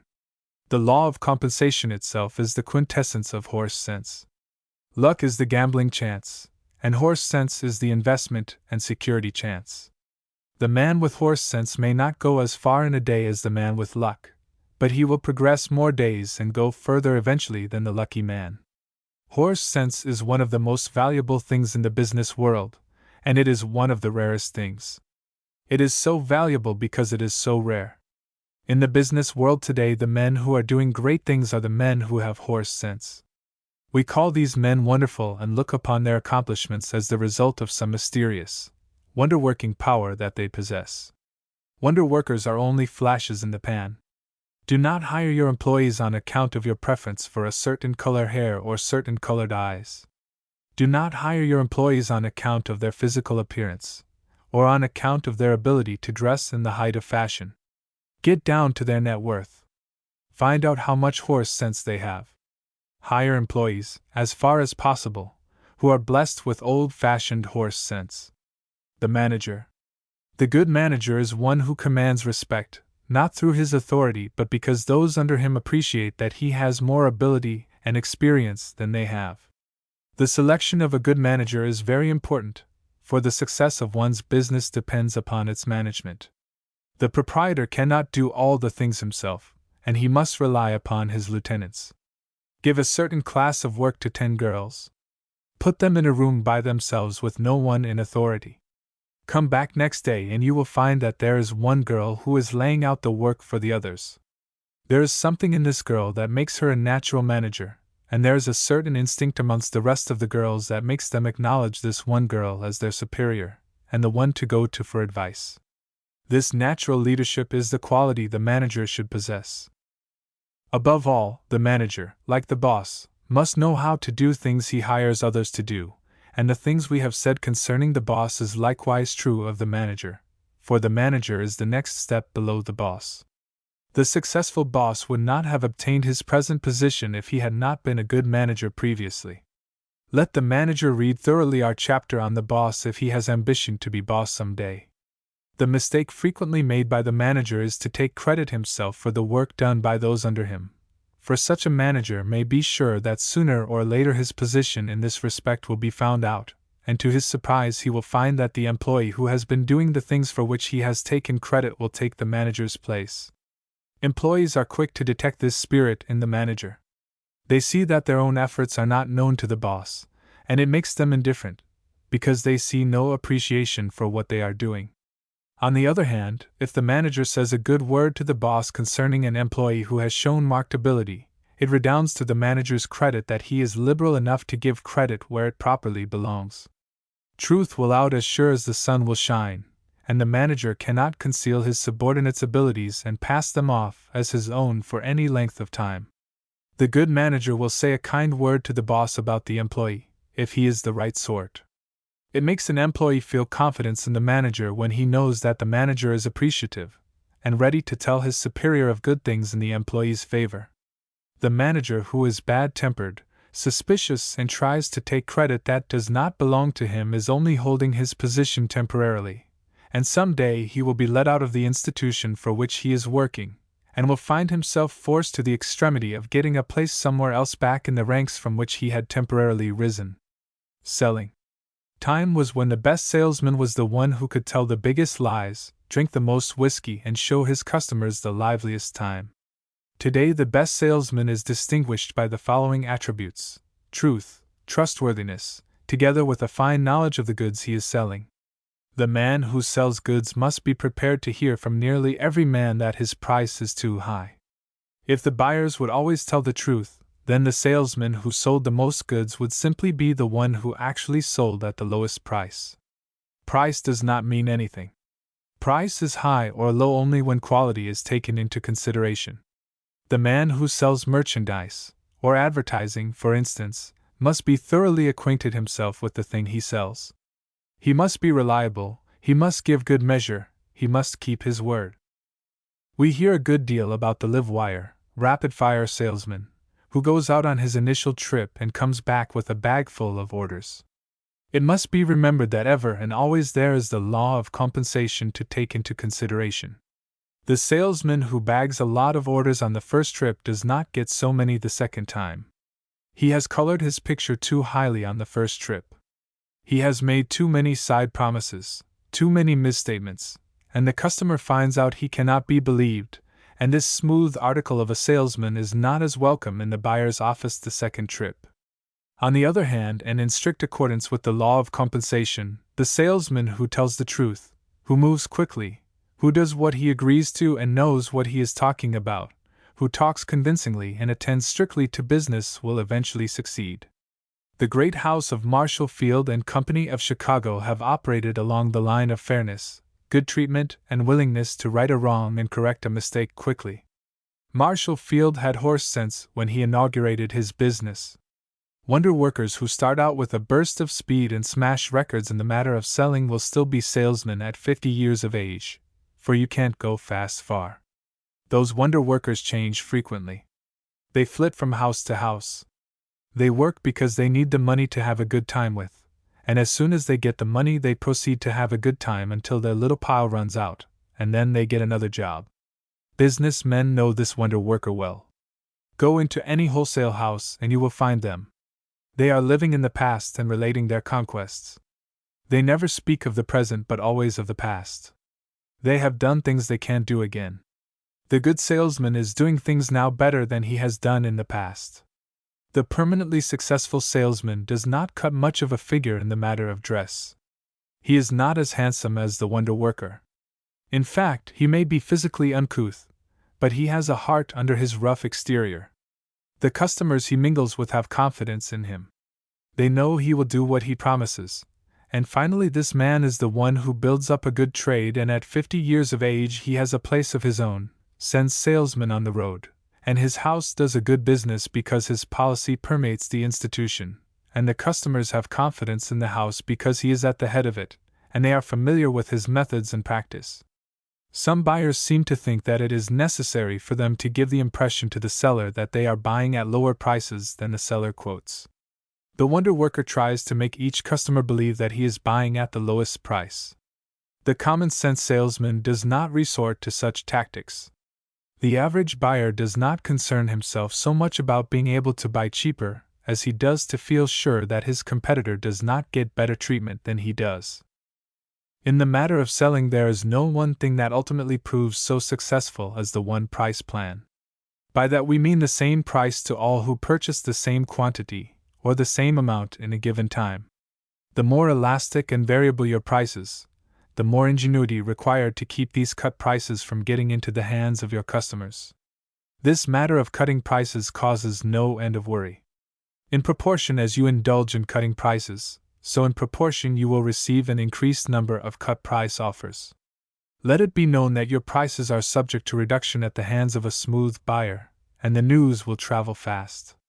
Let it be known that you don't cut prices, and that news will gain currency in the trade, and you will not have cut prices offered you. There is something in the matter of selling beyond dollars and cents, and that is dollars and cents. Remember this: when you sell goods, you are also selling reputation. If your goods are bad, your reputation will be bad too. You can have a good reputation and sell bad goods and make a permanent success. Remember, every sale you make is an advertisement. Remember, you can take advantage of the buyer once or twice, but if you want to hold his trade, you must be fair with him. Smooth tactics that bring in present money react and lose trade for you later on. Vacations. Every man owes it to himself and to his family to take a vacation each year. Vacate means to get out or away from, and if you take your so-called vacation by a trip to another city and spend your time in the whirl of industry, you are not helping yourself, you are not taking a vacation. Neither are you resting your mind and body if you go to a swell summer resort where white duck trousers in the day and full dress in the evening is the rule. The real vacation you get is when you take yourself away from the business marts of trade, and go to a place where you can get your feet on good old Mother Earth. Go where fences are unknown, where there are no "keep off the grass" signs, climb the hills, walk through the forests, fill your lungs with good ozone, say to yourself, "All these beautiful things are mine." Nature has arranged it so that the poorest man in the world can get the most priceless things as easily as the multimillionaire. The four most precious things in the world are good air, good food, good water, and good health. Money cannot buy any one of these things. The man with millions cannot get any better air, or more nourishing food, or purer water, or better health than can the poor man. The man who goes to the big woods for his vacation, who lives out of doors, who gets near to nature, is putting by a reserve in his constitution and brain that he will draw upon for the remainder of the year. Such vacations will clear the cobwebs from your brain. It will give you ability to do greater things, and make you see the beautiful side of life. A man should not depend wholly on his 2 or 3 weeks in the woods, however. He should take a little vacation every day. He should arrange to get some benefit for his brain and body in each 24 hours. He should take a few moments each day and devote it to mental and physical relaxation. And above all, he can get a good vacation every 24 hours if he sleeps properly. Our good friend Grizzly Pete, of Frozen Dog, understands the real vacation when he says, "Mighty pleasin' sport, you bet, sittin' on a rock. Beats a store or office and workin' by a clock. Clears away the cobwebs from your weary brain. Gives you inspiration, makes you a man again. There ain't no medicine I know for the appetite. Like a summer mornin', waitin' fair a bite. Lazy summer days are here, ain't you kind o' wishin' that you had your old clothes on, and was set in here a-fishin'? Health. There is no misfortune, no real hard luck except sickness and poor health. If you find your health is becoming impaired, change your methods and vocation. Change before it is too late. A stitch in time saves 9 times 9 in matters of health.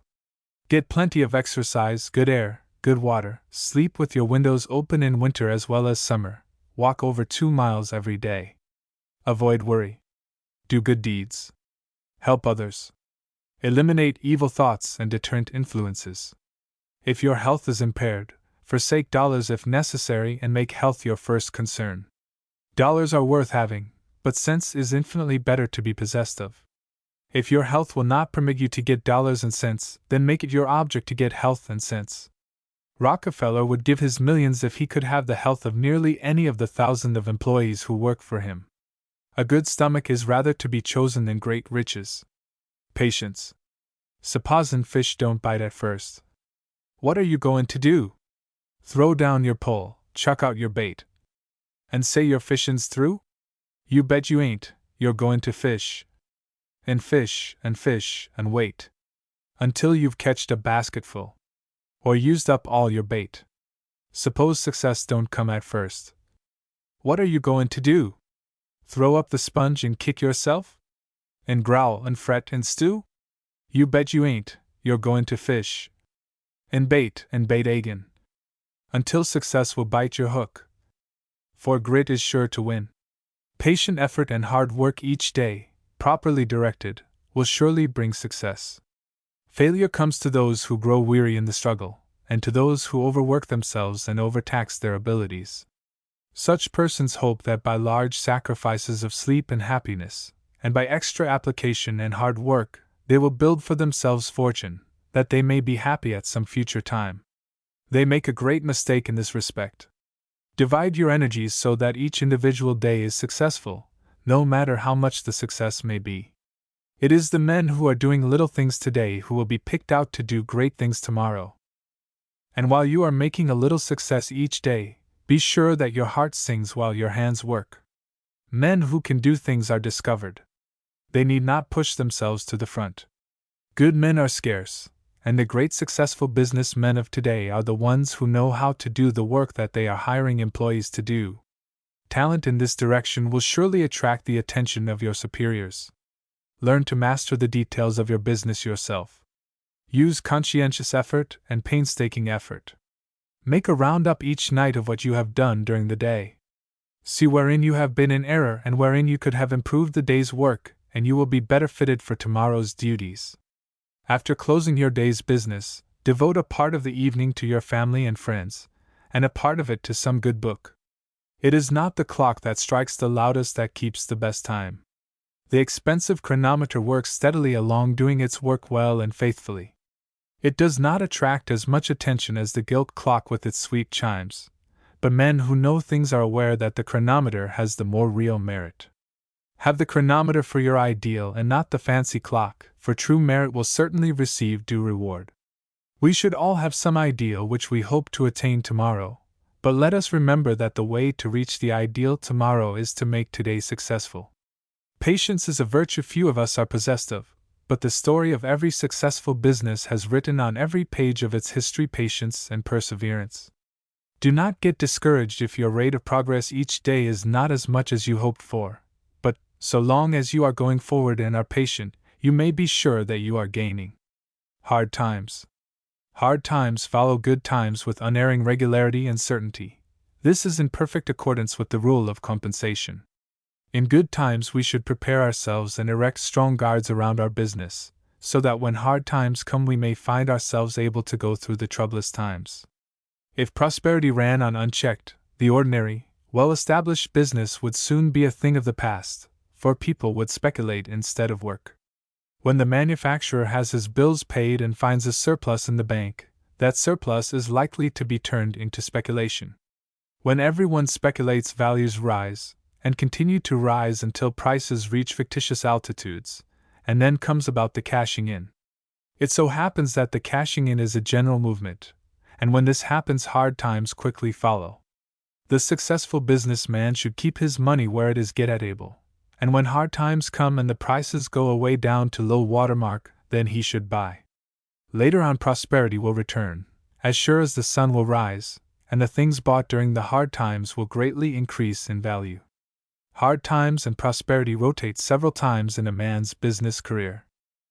Hard times are necessary to the general scheme, for with continuous prosperity business would increase to such a momentum that there is no telling what the results would be. In times of prosperity you must make preparations for the hard times that are sure to come. If your pumps are greater than your leaks, your craft won't sink when the storm of adversity and hard times breaks across your ship. Sleep. No one can do his best work if his mind is wool gathering. If an employee is thinking about the races, he is cheating his boss, for he cannot give him his best service. If the employee is in the habit of being up late nights, he cannot concentrate his mind nor bring out the best there is in him. Nothing is so good for the hard worker, nothing will stand him in such good stead, as plenty of sleep. Go to bed early. Get lots of sleep every night, and you will be ready and strong for the fray of the morrow. If you get plenty of sleep, you are far ahead of your fellow employee who does not get enough sleep. Sleep smooths out the wrinkles, builds up a storage battery in you, and gives you confidence in yourself. You hold your head higher, your step is more elastic, your eyes are clearer, your mind works better, and your stomach does its full duty if you have taken plenty of time for sleep, for sleep is the plan of nature to restore the mind and the body. Lack of sleep means willful waste of your energies and a dulling of your abilities. Businessmen pay for ability, keenness, alertness, and capacity, and in proportion as you limit these qualifications by lack of sleep, so in proportion will your salary be kept down. Grumbling. Grumbling kills friends. The businessman who is ever grumbling and growling about things makes a blue atmosphere about him. People somehow or other seem to prefer a rosy atmosphere to a blue. There is no good in grumbling. It gains nothing. Grumbling is an evidence that you have not sized things up correctly. That you are laboring under a delusion. That you are looking at the world through blue glasses. That you are not making proper estimates of other people. Grumbling is an advertisement to the world that you are not well balanced. Grumbling won't help things a bit. The more you indulge in the habit, the more firmly it becomes fixed upon you, and later you will find it almost impossible to shake it off. The grumbler grows to be a pessimist. He says disagreeable things. He makes his friends feel ill at ease. The grumbler gradually loses his acquaintances and even his close friends. If you are starting on the grumbling path, pull yourself together and cut the habit quick and short. Grumbling and indigestion go hand in hand. If you have indigestion, square yourself against it, make up your mind you will not indulge yourself and vent your ill feelings in grumbling. If you can start out each day with a resolve not to grumble, you will find the proposition not difficult. The first 2 or 3 hours of the day is the time when your resistance is called into play. There is no better antidote or cure for the poisonous grumbling disposition than the following, which has been for many years a pet sermonette of the writer. Be pleasant in the morning until 10 o'clock, the rest of the day will take care of itself. Associates. Birds of a feather flock together. A man is known by the company he keeps. Like begets like. We are creatures of environment. All these truthful sayings have been preserved as proverbs simply because they are simon pure truths. The matter of associates is most important for the businessman or employee to consider. The young man who spends his time in gambling, drinking, or dissipation cannot do his best work. He can no more hide these practices than the clouds can obscure the sun permanently, for evil, as well as truth, is sure to come out. One of the best attributes a man can possess is character. Character gives him credit at the bank, it gives him a standing among men. If the employee ever expects to be a boss, he must have character, and he must associate with men of ideas who will be helpful to him. A man will never improve his game of billiards if he always associates and plays with an inferior. He may satisfy himself for the time being that he is a big toad in a little puddle, but if he plays with a poorer player than he is bound to retrograde. The only way we can advance is to surround ourselves and associate with uplifting influences and healthful individuals. Our eyes should be turned forward and not backward. It will make several seconds difference in the speed of a horse whether he is running against a horse he can beat or running against a horse that can beat him. Race horse men have reduced this truth to actual practice. They have what is called a pacemaker. When they want a horse to trot fast, they mount a boy on a running horse just ahead of the trotter. If a man associates with his inferiors, the association will surely keep him from progressing. If you want to make money, if you want to progress in the business world, go where money is being made and mix with people who are making money. No man is naturally bad. No man gives himself over to criminal acts or hurtful habits solely upon his own instincts. These actions and habits come about through associations. Go to the criminal court any day, and you will see evidences of the man who is pulled down on account of his associates. Mix with your superiors in matters of business and morals, and you will unconsciously absorb qualities and ideas that will push you to the front. Hitch your wagon to a star. Aim high. Pick out ideals in business, and eliminate from your path all deterrent influences. There is no holdback like harmful associations. You will be judged by the company you keep. Old dog Trey was really a good dog, but he suffered because of his propensity to associate with bad dogs. Fixed charges. Fixed charges are sums you have to pay out regularly, week after week, or year after year. When you buy materials and supplies, when you lease property or hire employees, or pay interest on borrowed money, all such things are fixed charges, and it calls for the best there is in a man to keep these fixed charges down as low as possible. When you buy a single item, such as a desk or a chair or a wastebasket, do not lose a lot of valuable time trying to save too much on those articles. When you go to New York once a year, do not stay at a second-class hotel for the several days you are in New York, when by the expenditure of 50 cents a day more you could stop at a good hotel. It is false economy to spend $5 worth of time to save 50 cents. When you are buying single articles that are not fixed charges, you have a little more leeway in the matter of price than when you are buying things that come under the head of fixed charges. In the matter of fixed charges, the penny you save on the unit assumes vast proportions in the many multiples. Some men will deny themselves a respectable desk because they can buy a cheaper one for $10 less, and this same person will lose $1,000 through laxity in buying things that come under the head of fixed charges. If you buy one lead pencil, never mind whether the price is 5 or 10 cents. But if you buy great gross lots every few weeks, you can afford to be very circumspect and painstaking in the matter of price. If you are buying a shirt, 50 cents one way or the other does not make much difference. But if you are in the furnishing goods business and buying thousands of shirts at a time, 25 cents a dozen means quite a lot. The matter of stationery and printing comes under the head of fixed charges. If you are buying letter paper for your personal use and you require but 300 or 400 sheets in the course of a year, don't bother very much about the price per quire. The stationery you use in your business, which you buy in large quantities, you should be careful of. Plain, respectable, good quality letter paper is the kind used by successful concerns. The fancy-colored, freakish paper is nearly always used by the four-flusher in business. He is trying to put on a good front. He uses handmade paper and handmade envelopes. All the get-rich-quick people use fancy, high-priced stationery. The successful house uses a good quality of linen or bond paper, and a medium-grade, regular stock size envelope. Envelopes are thrown away, letters are saved. That is why an envelope does not require to be as good quality as the letter. It is the letter and what you put on the letter that cuts the ice.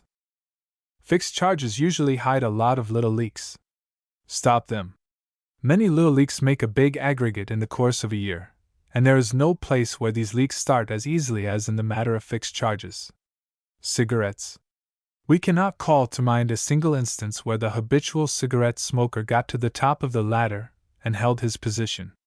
We see heads of large establishments smoke cigarettes, but the habit was acquired after the position was attained. The cigarette smoker suffers from lapses of memory.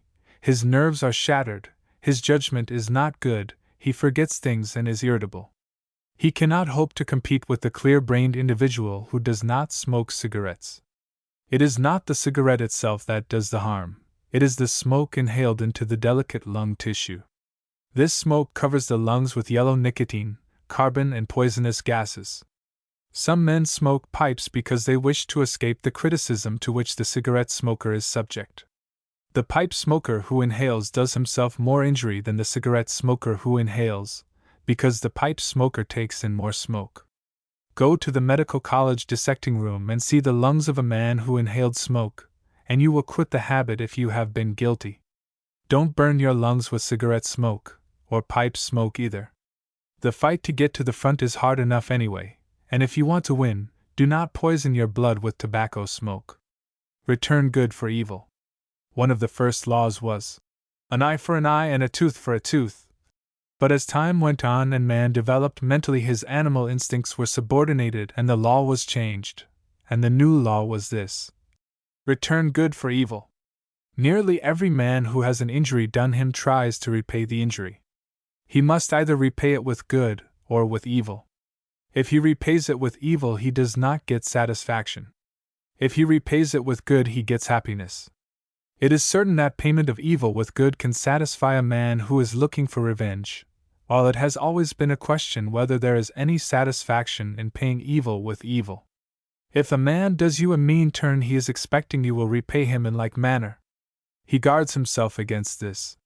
He is ready for your revenge, but if you repay him with good, you attack him in a weak spot and make him feel like 30 cents.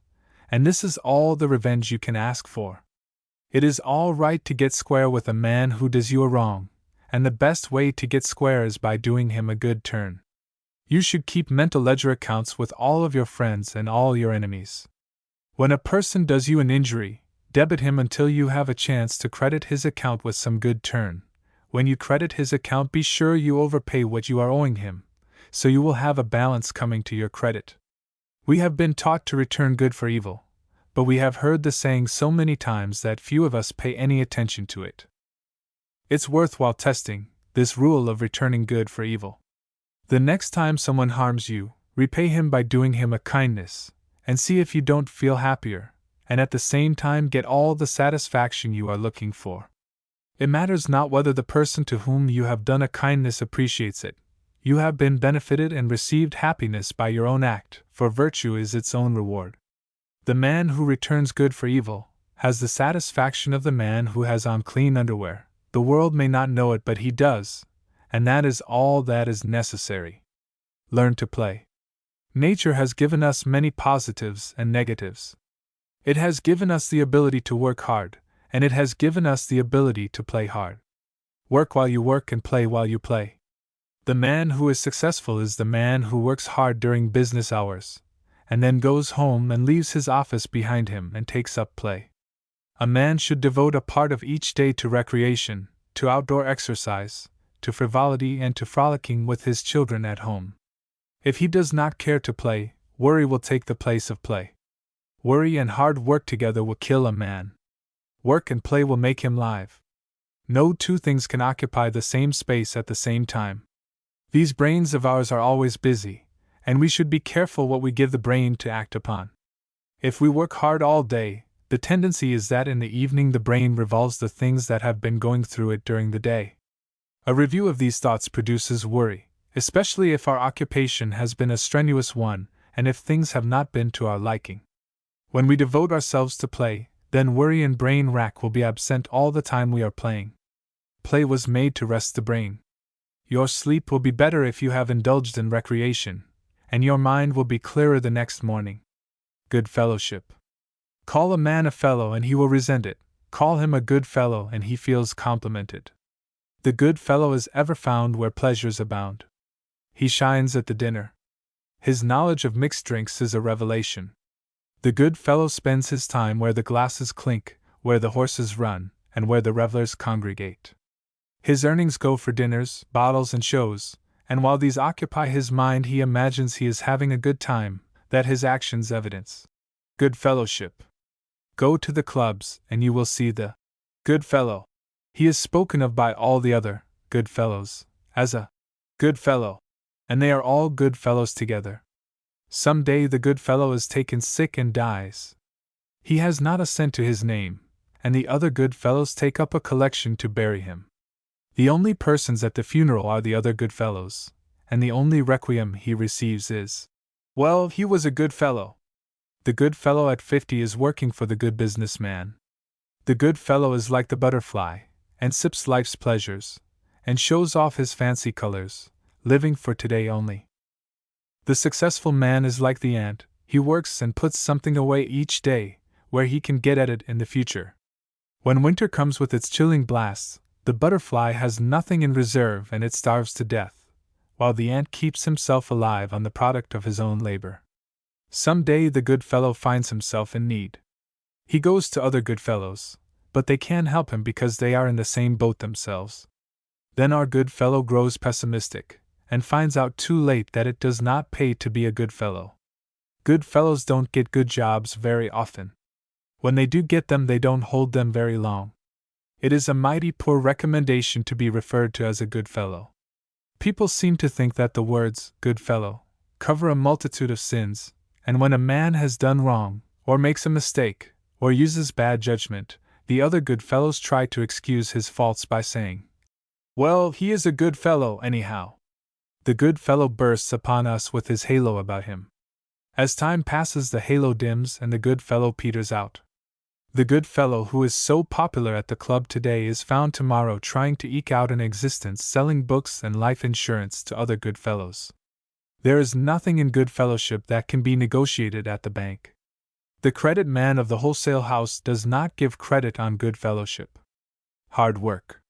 It is a mistaken idea that hard work kills men. Hard work never killed a man. It is the improper care of oneself when he is not working that does the damage. The more a man does with his brain, the less his hands will have to do. The better a man's reasoning and common sense are, the more successful he will be. It requires hard work these days to keep up in the race. You cannot make a success unless you work hard. Hard work will be much easier if you keep worry out of it. Hard work brings success, but to do hard work, the machinery must be in good order. You must keep your constitution up, you must have plenty of sleep, and you must learn to eat and breathe properly. No story of success has ever been truly written that did not depict hard work in every line. Success comes by inches, not by leaps or bounds. Success is the pushing forward each day by hard work. Burn the candle at one end only, and you replace each day what you have burned by rest, sleep, and recreation. By burning the candle at one end only and replacing it fully each day, your candle will not burn out. Kindness. A little word in kindness spoken, a motion or a tear, has often healed the heart that's broken, and made a friend sincere. There's nothing in business that pays so well as kindness. A man may spend his money, and in proportion as he spends it he reduces his principal. With kindness the matter is different, for in proportion as you spend kindness your principal increases. Lincoln said, "You can catch more flies with a drop of honey than with a gallon of vinegar." Kindness is beautiful. It brings round you many persons who are ready to say kind words to you. This subtle, potent influence of having lots of friends to help you by their actions and showing their hearts is a great blessing. It is surprising that people know so little of the value of kindness. The word gentleman is really a compound word, meaning gentleman, and these words together in their simplicity are the true definition of the word gentleman. Kindness means gentleness. No man is a gentleman who is not kind. People are glad to recognize goodness and kindness in an individual. No one can act the part if he is not sincere. We must cultivate kindness, if there is little of it in our makeup. We must take an inventory of our qualities, and if the weeds of mean impulses are crowding out the delicate flowers of kindness, we should pull out those weeds and give the flowers a chance to grow. Lincoln was a kind man, kindness was his chief delight, and his examples of kindness have been of untold benefit to millions of people. You remember he said, "When they lay me away, let it be said of me that as I traveled along life's road I have always endeavored to pull up a thistle and plant a rose in its stead." Life at best is short, and the only things we really get out of life are happiness, health, and love. Money cannot buy these things. The trouble with many businessmen is that they imagine good examples and kindness have no place in business. They think the time to be kind is after they have attained success financially. They think the time to show kindness is outside of business hours. The real way to be happy is to do the thing now, live each day for itself. Get kindness in each day. The man who is grave, austere, the man who tries to skin the other fellow, who devotes all his energies to money-making alone, finds as the years go by and he has attained his goal, but that he does not know how to enjoy himself. There are 3 periods in a man's life: the future, the now, and the past. When we attain old age, our life is largely made up of reminiscences, or looking back over the past. If our past life has been one of struggle, worry, and getting the best of the other fellow, then there is little happiness in looking back over such a life. The true philosopher does the thing now, he lives each day. He puts kindness into his action, and when he grows old, he can look back through a life that was pleasant as he lived it, and pleasanter now in living it over again. One of the Greek philosophers expresses the following beautiful thought: "If there is any good deed I can do, or kindness I can show, let me do it now. Let me not defer or neglect it, for I shall not pass this way again." The trouble is that some of us keep our kindnesses, or rather the expression of it, until it is too late. We should remember: do not keep the alabaster box of your love and tenderness sealed up until your friends are dead. Fill their lives with sweetness, speak approvingly cheerful words while their ears can hear them. The kind things you mean to say when they are gone, say before they go. The flowers you mean to send for their coffins, send to brighten and sweeten their homes before they leave them. If my friends have alabaster boxes laid away full of fragrant perfumes of sympathy and affection which they intend to lay over my dead body, I would rather they would bring them out in my weary and troubled hours, and open them, that I may be refreshed and cheered by them while I need them. I would rather have a plain coffin without a flower and a funeral without an eulogy, than a life without the sweetness of love and sympathy. Let us learn to anoint our friends beforehand for their burial. Post-mortem kindness does not cheer the troubled spirit. Flowers on the coffin cast no fragrance backward over life's weary way. The salesman. Selling goods or soliciting requires careful study. The salesman who makes the greatest success in the long run is the man who has practiced truth and established himself in the confidence of his customers.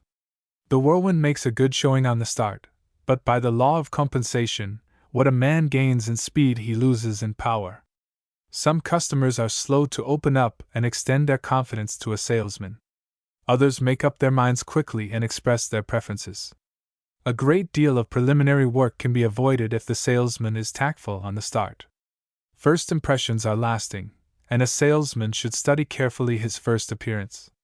He should be neatly but not flashily dressed. He should be a gentleman above all things. The gentleman dresses so that later we cannot accurately describe the clothes he wore. It is the flashily dressed salesman we can describe later on, for his clothes are so out of the ordinary that they are remarkable in this respect. The flashily dressed salesman is remembered by his clothes rather than by his personality. The solicitor should never smoke in the presence of the customer on first acquaintance. The matter of smoking in a customer's presence has prejudiced many a man against a salesman who has this practice. Business men have prejudices, and to some smoking is highly obnoxious. Under no circumstances smoke in a customer's presence unless the customer is smoking, or until at least you are well acquainted with him and have received his permission to smoke. Times without number the writer has left his half-finished cigar in the hallway before entering the customer's presence. Storytelling is like a two-edged sword. Sometimes it helps and sometimes it is a distinct disadvantage to tell stories. You must know when to tell stories, and above all, do not tell stories to your customer that he could not repeat in his home. Above all things, the salesman must know his man. If the customer gives evidence that he is fond of a story, then remember a good story and tell it to him. No salesman ever made a distinct hit by telling vulgar stories.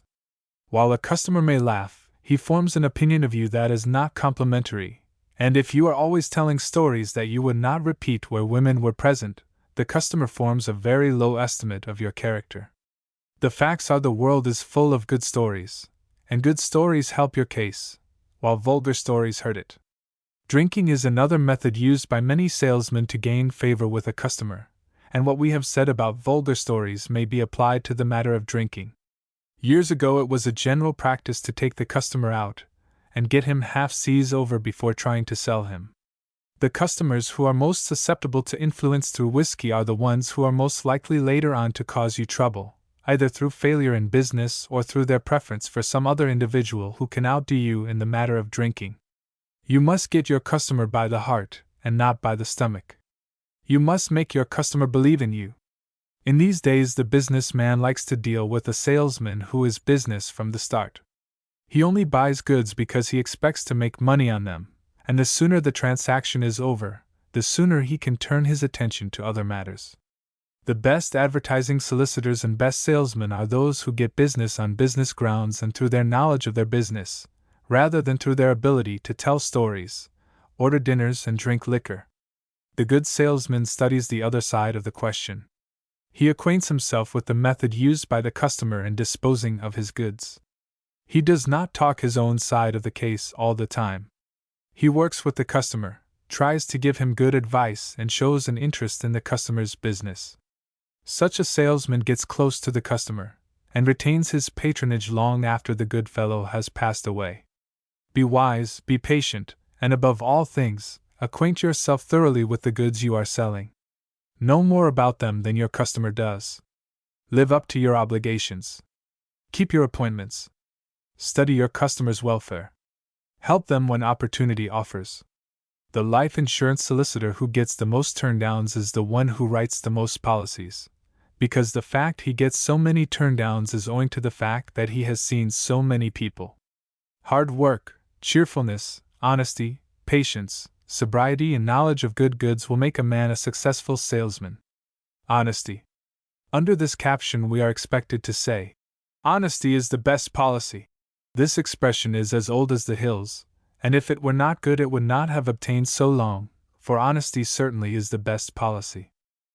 Many a man in business practices absolute honesty and integrity, because honesty is the simplest and best method he knows of for doing business. No man can succeed permanently who is dishonest in his practices.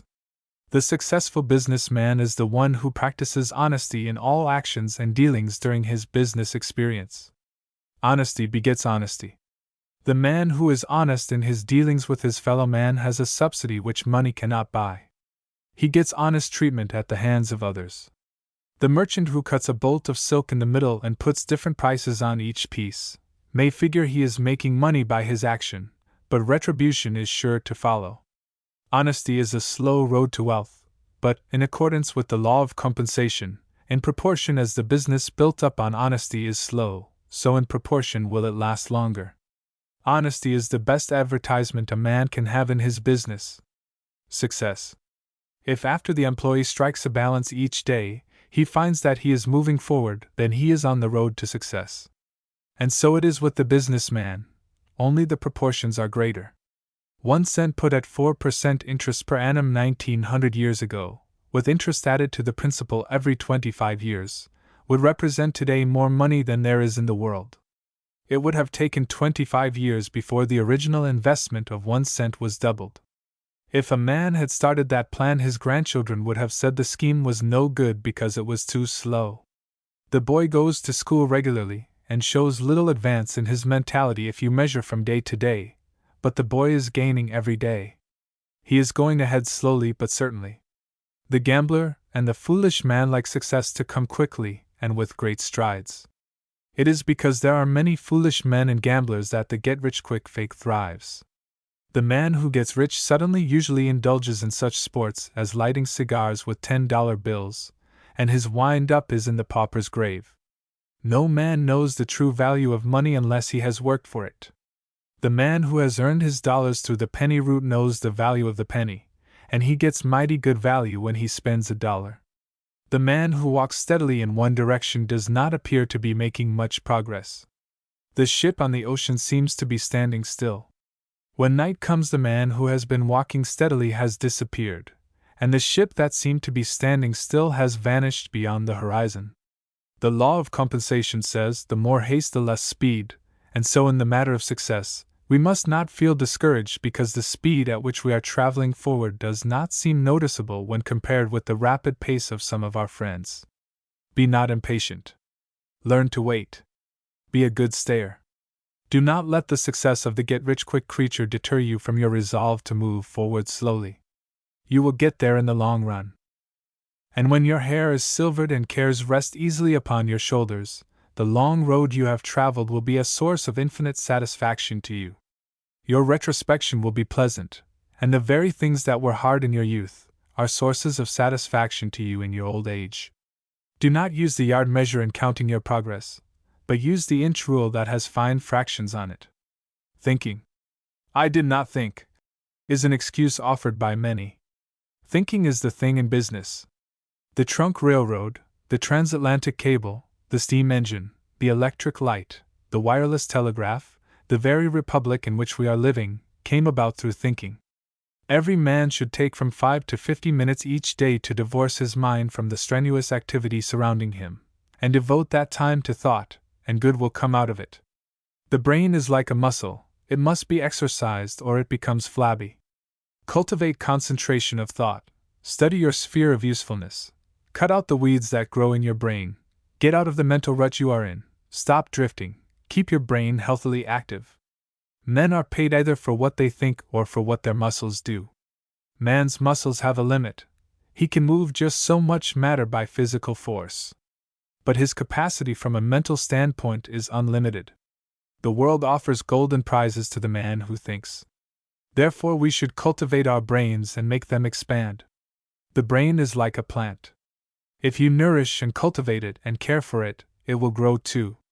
Excitement, striving for pleasures, indulging in reading light, frothy literature, excessive daily newspaper reading are all weeds and thought killers. Don't act on impulses. The get-rich-quick man or the fake mind promoter says, "Buy today, the price goes up tomorrow." These fakirs don't want you to think. Thinking is an enemy to their persuasive arguments. If you think, and think rightly, the fakir does not get you. When you get a nasty letter, don't answer it right away. Think it over. Think carefully. If your thoughts of revenge are so strong that you cannot calm yourself down, then write a letter and express yourself in the fullest degree. Leave the letter on your desk. Do not look at it for 3 hours. Then when you look at it, you will instantly determine to tear it up, because in the meantime you have been thinking. Thoughts expressed on paper have a different sound than if they are uttered verbally, therefore you should think carefully when you write. Cultivate poise, calmness, and practice careful thought before you speak or write. In proportion as you master difficult problems through thought, your brain will be ready for greater conquests. Here are some things to think about during these times when business is so good. These prosperous times are dangerous times. In times of prosperity we build up false idols, and raise our hopes and ambitions beyond the safety point. Prosperity makes most of us careless. We don't give our business the careful consideration we should. We run to extremes during prosperous times. We should make the most of prosperity while it is here. We should enjoy it to the fullest, but we should remember that for every high tide there is a low ebb. Prosperity should enable us to put away a reserve for the hard times. We should be careful that prosperity does not turn our heads or cause us to lose our vigilance. Home life. After all we say and do, the real pleasure of this world comes from the home. The gilded palaces we see in our travels abroad are beautiful to look upon presently, but later on they serve their purpose to make a contrast with the sweet simplicity of home. When you go home, cut business out, and let play and sociability and love occupy your time. A married man should be in partnership with his wife. The man being fitted with sturdier physique, with strong ability to combat, should take up the heavy burden of business, for those are the things he can do the best. The wife should take up the home part of the duties of the firm, and when evening falls each member of the firm should try to lessen or take away the cares to which the other has been subject during the day. The best place in the world is the home, and in proportion as home life is unsatisfactory or uncongenial, so in proportion are the clubs filled with dissatisfied and unhappy men. If you want to hear pessimistic talks on home life, talk with those derelicts who spend most of their time at the clubs. Learn to make much of little things. Learn that smiles and good humor in the home bring happiness, and iron out the frowns and check the mean impulses arising within us. Be pleasant every morning until 10 o'clock, and the rest of the day will take care of itself. Start out in the morning right, and happiness will be home at night. There is nothing in your old age that will be such a comfort to you as retrospection, or looking back over a long life of happiness in the home. The happy little incidents which today seem trivial will be remembered in the future, and 1,001 occurrences which are happening in the home are being put away in the storehouse of memory, later to be called upon and enjoyed again. In the evening of life, when you and your silver-haired partner sit before the fireplace, when you have retired from active participation in your respective branches of the business, which is bread-winning on the part of the man and bread-making on the part of the woman, then you will have a happiness and satisfaction which all the gold in the world could not buy. The pleasures of the old who have had happy homes during their lives are the greatest pleasures in the world. The sunset of your life will not be beautiful unless your home life was pleasant during your day of work. Optimism. The man who is an optimist may be laboring under a delusion, but certain it is that he is happy while under the delusion. Every man should have ideals. He should see the beauty and good in things. He may not accomplish his ideals, but the anticipation and working out of them is a mighty pleasant vocation. The pessimist is always unhappy, and when no definite thing is before him to worry about, the very fact that there is nothing to worry about makes him unhappy. The pessimist says, Business is not half as good as it would be if it was twice as good as it is, the optimist says. Business is twice as good as it would be if it was only half as good as it is. Grizzly Pete, of Frozen Dog, Idaho, is an optimist, and Web Grub, of the same town, is a pessimist. A short time ago they had a big rainstorm in Frozen Dog. Web Grub kicked about the rain. Grizzly Pete, all wreathed in smiles, said, "Rain is a mighty good thing to lay the dust." A few days later the sun came out oppressively warm. Web Grub kicked about the warm weather. Grizzly Pete, again all smiles, said, "Hot weather and sunshine are mighty good things to dry the mud." The pessimist goes about with a dark lantern peering into out-of-the-way places, ever looking for meanness and things to find fault about. The optimist goes about in the bright sunlight looking for the beautiful things, and sees more things by the aid of the great sunshine than the pessimist can find with his little dark lantern. The optimist rises in the morning with gladness in his heart, sunshine in his face, and smiles upon his lips. The mere privilege of living and enjoying nature is a priceless satisfaction to him. He gets good out of life every moment he lives. He is a man to be envied, if envy is ever allowable. The pessimist warps his mind and his physique, and his influence on others is decidedly bad. The optimist raises the average of the world by his presence, the pessimist lowers the average. The optimist is in the majority, however, and the world is growing better. Learn to see beauty in the small things. Study nature. Watch the processes of plant life and animal life. Surround yourself with helpful influences, books, music, friends. There is no investment a man can make that yields such unbounded returns as optimism. Optimism cannot be bought with money. It is as free as the air we breathe. That is why poor people generally are optimists. Memory. The man whose memory allows him to play 4 games of chess blindfolded is good for nothing else. Bookkeepers who can name every folio page and every customer's balance are good for little else. There is nothing in mental gymnastics from the dollar standpoint. The good lawyer or the good businessman does not rely on his memory, but rather his ability to find out things and get at results. If you remember only the customers who are slow pay or shaky, it will be a lot easier than to remember the names of all the customers who pay promptly. If your wife wants you to get something downtown tomorrow, write her request on a little piece of paper, roll it up in a ball, put it in your pocket with your loose change. Forget the incident, let the paper do the memory act. Next day when you reach in your pocket for change you will find the little ball with the reminder on it. If there is something you want to attend to at home, drop yourself a postal card. Carry a little pad of paper in your pocket. Write down the little things you are to do. Don't store your mind with these temporary matters. Let the tab remember for you. Let your mind be like a sieve, and have the meshes coarse enough to keep in the big things and let the little things go through. Have your business figures written down, your comparative sales, increases or losses. Study the written figures. Have system. Do things methodically. Don't trust to your memory. If the thing you see or hear is worth keeping, write it down on the little tab.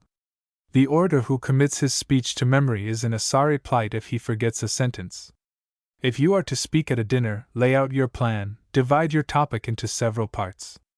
Jot down the catch lines, and just before you speak look over the ticket. Charge your brain with the points or ideas and build the words around them. Don't remember things with verbatim correctness. Remember the skeleton thought, the idea. When you quote a price or figure, jot it down. Confirm the verbal statement by a written memorandum. Memory is a bad servant sometimes. You remember a thing one way and the other fellow remembers it another way.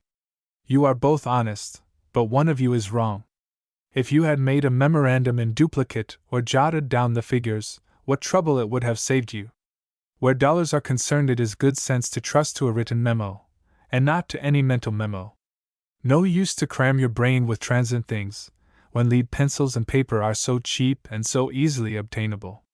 The employee who trusts to his memory hurts the business, and after he quits a lot of misunderstandings will come up. Insist on your employees making memorandums of things and prices, for when the employee goes he takes his memory with him. If he has a memorandum you know the facts. Worry. Nothing will prevent effective work like worry. If you are given to introspection and worry, and allow these things to go unchecked, they become habits with you, and while your sleep, in a measure, is an antidote for worry, yet the more worry you have, the less soundly you will sleep, and consequently the less effective sleep will be in correcting the injury caused by worry. Sunshine and darkness cannot be present at the same time, for in nature one of the first rules we find is that no two objects can occupy the same place at the same time. No matter how much one is given to the worry habit, he experiences reflex moments when he does not worry.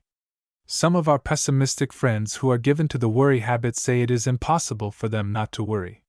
You are thinking of what you are reading, and if your mind is interested in it, you are not worrying while you are reading these articles, and this shows that if you are interested in reading, there is little chance for worry to get in, for your mind is occupied. Men have tried all sorts of things to escape worry. Some of them frequent places where gaiety and mirth abound, so that they are for the time being banishing worry. But in proportion as these things keep one from worrying, the reaction is stronger when it does come, and the individual who tries to escape worry by going the pace and occupying his time with light things, suffers more keenly from worry when it does come. Some men turn to drink to kill worry. Many a man imagines while he is drunk and his brain is clogged with alcohol that he is the happiest man in the world, and some of them go to the extent of imagining their finances are in a flourishing condition. The alcohol fills the brain with fancy pictures, and for the time being the mind forgets to worry.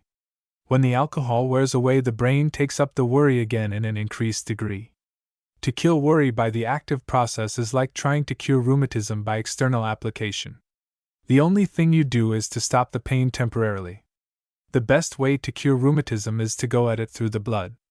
Eradicate the uric acid from the system, and then the rheumatism will disappear. The best way to cure worry is not by local applications, but by getting at the root of things. Eliminate as far as possible the things which cause worry. Remember that as long as you live, there will come things across your path that are not to your liking. You should be philosophical, and make the best of things that are about you. Look at the bright side rather than the dark. There are only two things in the world to worry about. First, the things we can control or change. Second, the things over which we have no control. Now, it is manifestly useless to worry over the first kind, for we can correct the thing and there will be nothing to worry about. It is manifestly useless to worry over the things we cannot control, for, as set down in the second proposition, we cannot change the things. It therefore behooves us to eliminate from our calculations the second kind of worry, for no amount of worry can possibly change that kind. We must therefore confine our attention to the first kind, the kind we can change, and when we have changed the thing, there is no cause to worry. Nothing helps a man's health so much as contrasts in climate or habits. When the doctor tells you it is necessary to go to California or Arizona, or some other distant point, he knows that 50% of the good you will get by the change is from the water, air, sunshine, and surroundings, and the other 50% of the good you will get is because you have been taken away from the very things that have been causing you worry. If you can't get contrasts by trips to other distant points, you can get the contrasts right where you live. If your mind is occupied in the day with deep thinking and hard business problems, you should occupy your evening with something that will contrast with it. Take up some light literature, play with your children, or work at some hobby in which you are interested. The trouble with those who worry most is that they have worked themselves up to such a frenzied state they can't read anything excepting startling newspaper articles and freakish, frothy books. The man with rheumatism cannot cure himself in a day, either can the man with the worry habit eradicate worry from his make-up in a day or so. The man who worries should make up his mind he is going to read and get interested in the reading. Let him set apart 10 minutes the first day, and agree that he will devote those 10 minutes honestly, intently to the subject before him. The next day he can add a minute or two, and so on until he can read 1 or 2 hours at a time.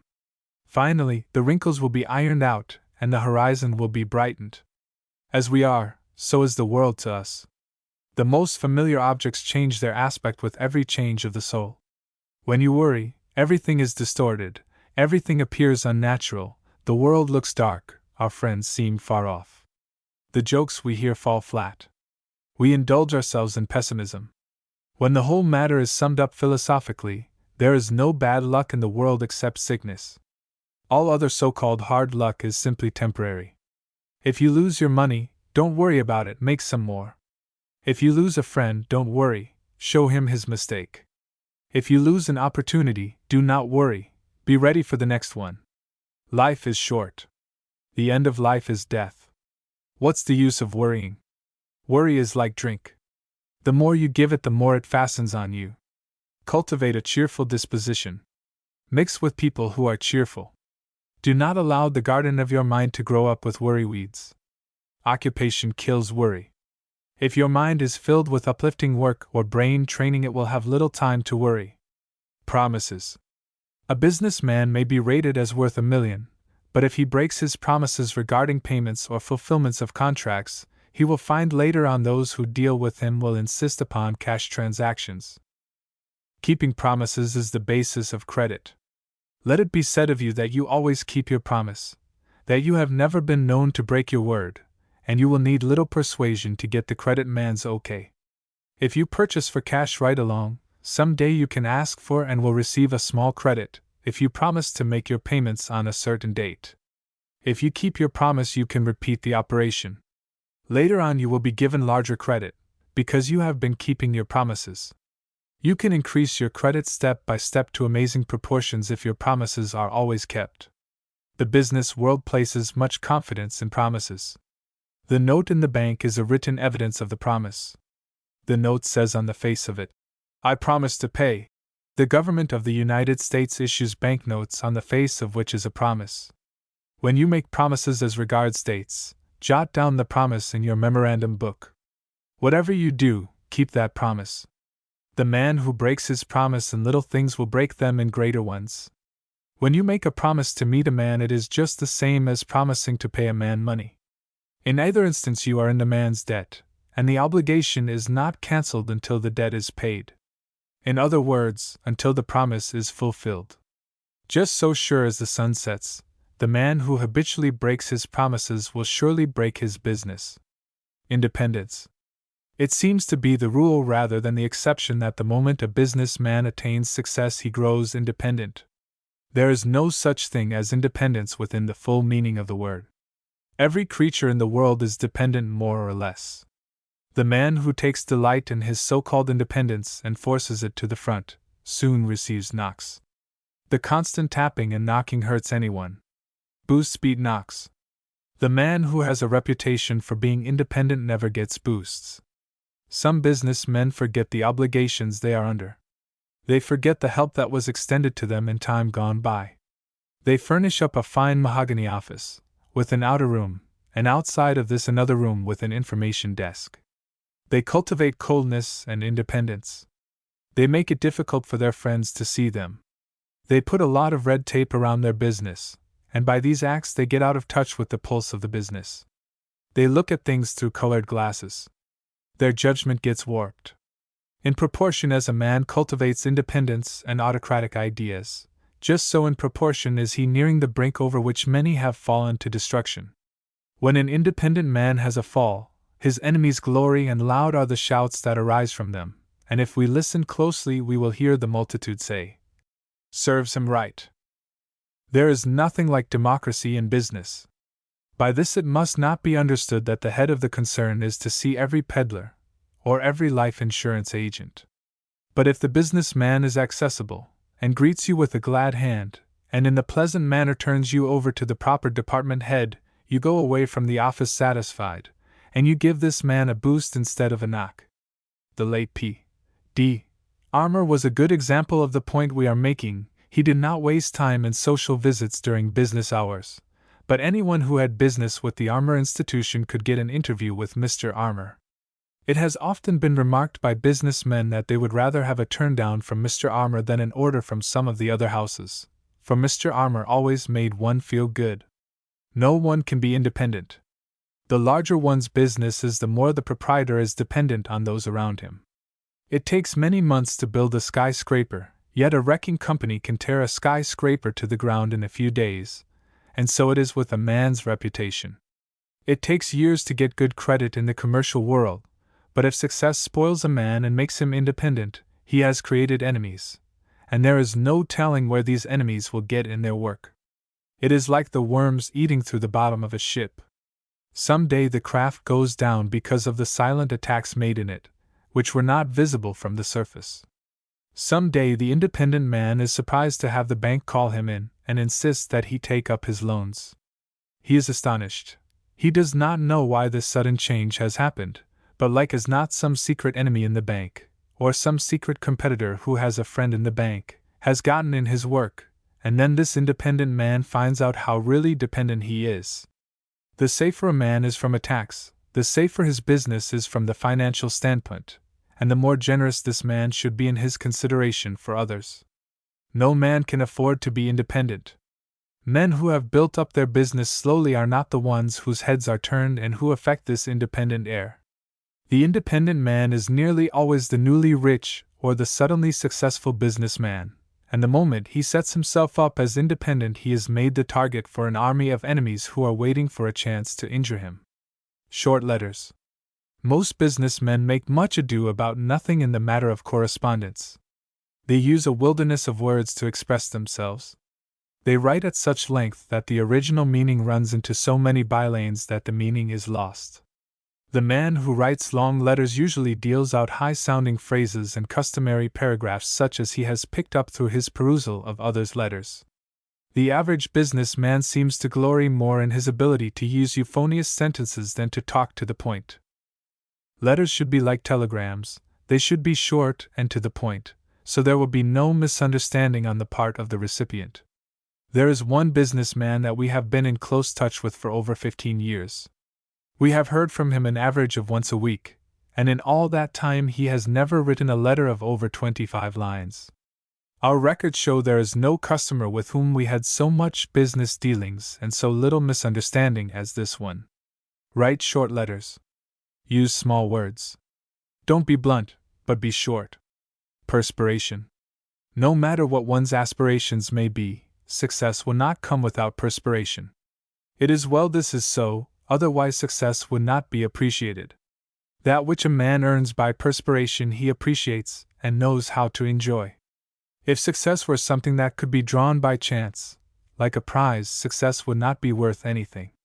The measure of any valuable thing, or condition, or relationship is the amount of work, energy, trouble, and sacrifice that has been expended to obtain it. None is to be more pitied than the rich idleborn, who have every comfort around them. They do not know that perspiration must be added to aspiration before they get success. Friends. How little the average businessman understands this word. Friends. In everyday conversation we hear one man say to another, "Mr. Blank is a friend of mine." As a matter of fact, the word acquaintance could be substituted in 99 cases out of 100 where the word friend is used. Real friends are few and far between. A real friend is never determined until a test has been made, and this test is usually troublous times, adversity, or the loss of a loved one. When afflictions come to our families, or reverses come to our business, when the dark clouds hang over us, when stormy seas are about to swamp us, when we need help, then is the time we find who are our true friends. When such calls for friendship arrive, it is surprising to see how we have been mistaken in individuals. Those upon whom we counted most shrug their shoulders, draw their skirts about them, and give us good advice, while those whom we had never counted as friends come to the front and lend helping hands. The word friend has been greatly abused. Around places of gaiety, where drinks and good fellowship abound, we frequently hear the word friend, but in the time of trouble those who pose as friends will not help us, and the few who would help us cannot because they have squandered their substance and have not the ability to help us. A friend in need is a friend indeed. There is no relationship more sacred than friendship. Friendship carries with it love. The true friend is not one made in a hurry. There is no friend like the old one with whom you went birdnesting in your youth, the friend that has plodded along life's road with you shoulder to shoulder. When you have a friend who has proven himself such, never let up so long as you live in your evidences of gratitude for the kindness he has shown you. Repay him with interest for his good offices, and let your actions towards him ever be a source of happiness and pleasure to him. Nothing is so much appreciated between friends as gratitude, and nothing will kill friendship like ingratitude. Genuine friendship is such a rare jewel that when you have a positive demonstration of it, let it be your great concern that you will do nothing to mar this friendship, for broken friendship is a source of grief to both friends so long as they live. Employees. The success of any business depends upon the hearty cooperation of the employees. We have often heard that a corporation has no soul. A corporation probably has no soul, but most of us forget that the officers of the corporation have souls and hearts, and in proportion as the individual at the head of a corporation or private enterprise treats his employees just so he will be repaid. We are paid back what we pay out. If we are harsh and mean to others, ever suspicious, ever looking for evil motives, those who work for us will be suspicious of us and look for evil motives behind our every act. The employer who shows consideration, cultivates respect, and sets a good example will find it pays from a monetary standpoint, as well as in the satisfaction he has in knowing that he is doing the right thing. Lincoln said, "A house divided against itself must fall." If the employees of an institution spend their time in wrangling and quarreling, it means a divided house, and the house will certainly suffer. Set a good example to your employees. Take them into your confidence. Recognize ability. Advance worthy ones, and you will find everyone from the office boy to the officer pulling on the rope in the same direction, and you will get full measure of ability from everyone who works for you. It is impossible to suddenly get a perfect working force. A good organization comes through the process of evolution and elimination. Whenever an employee does all he is hired to do and a little more, that employee is in a position to occupy a place of greater responsibility. If an employee is a sluggard or a four-flusher, he may be sure these things will be found out, and he cannot hope for advancement.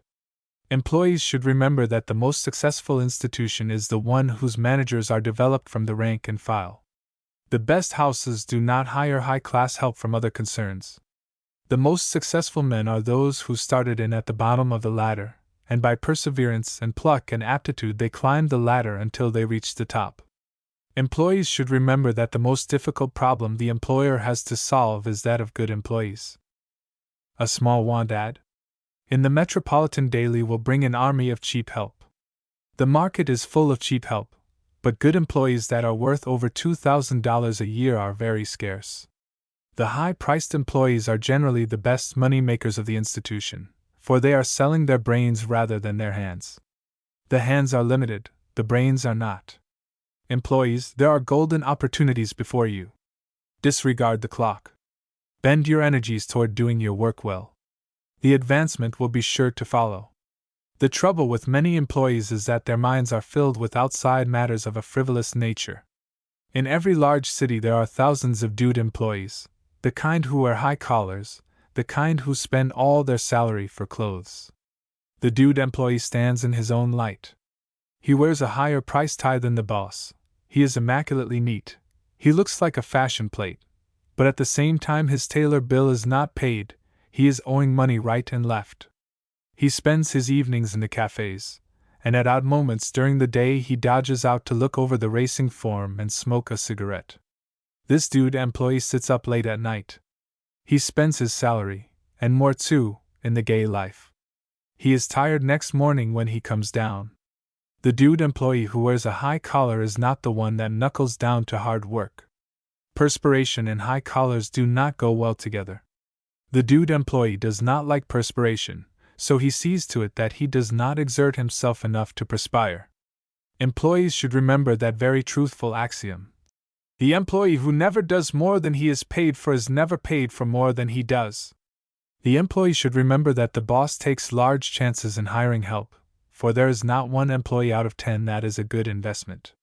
The employees should remember that it is necessary for the boss to make a good margin of profit on each employee, else he could not maintain his business.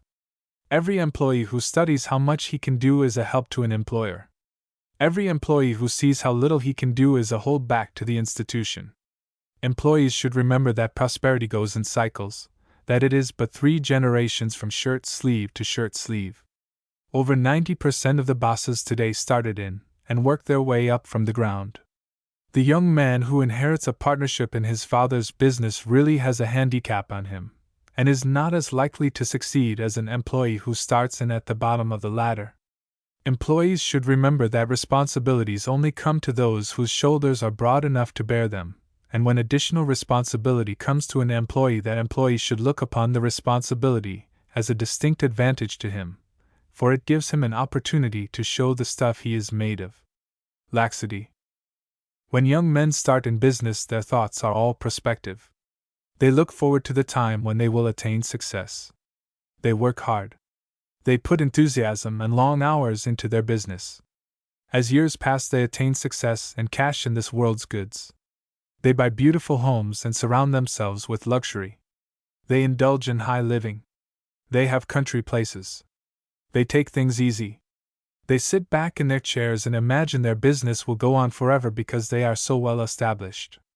The hard worker is entitled to slacken up a little as success comes to him, but the moment his energies commence to wane, he should see to it that he gets the right sort of young material in the institution to keep up the enthusiasm and hard work which he himself has had.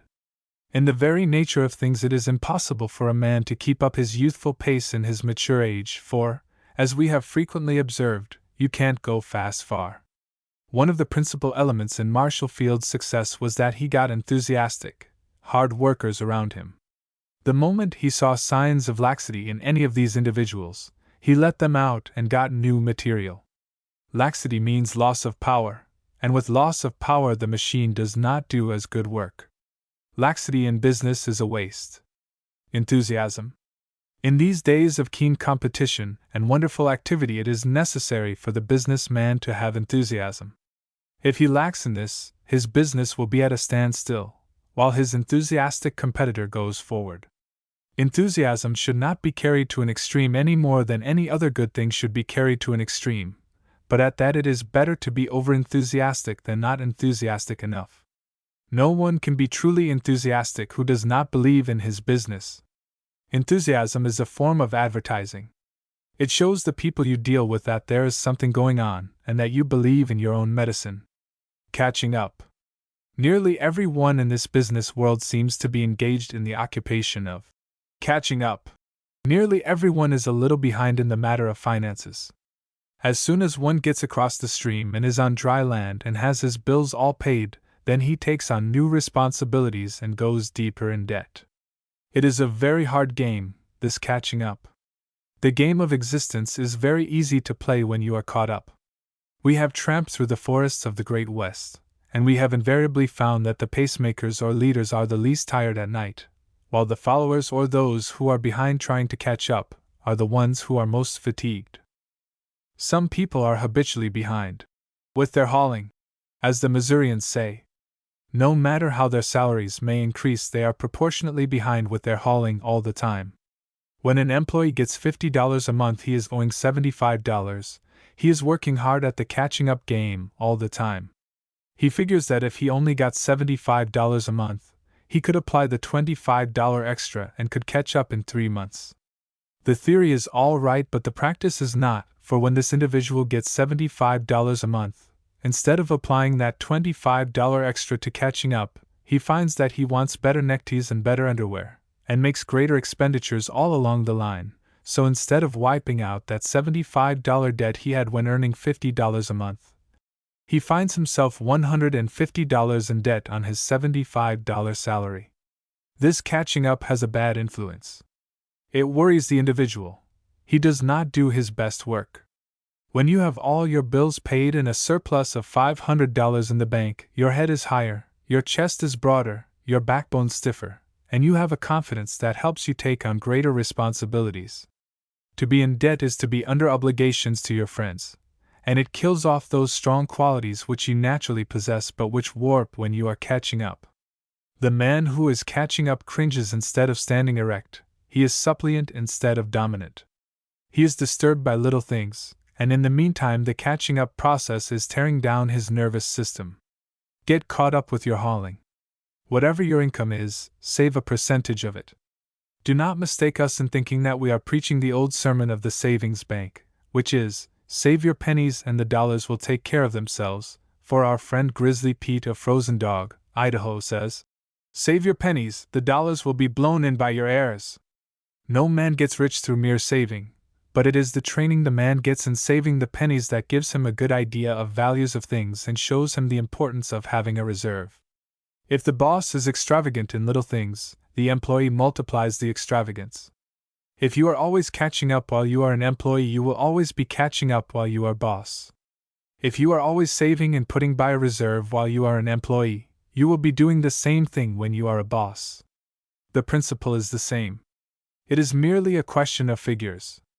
Do not take on financial responsibilities until you see your way clear to meet the responsibilities, and in addition to meeting them, see to it that you have made an allowance for good measure.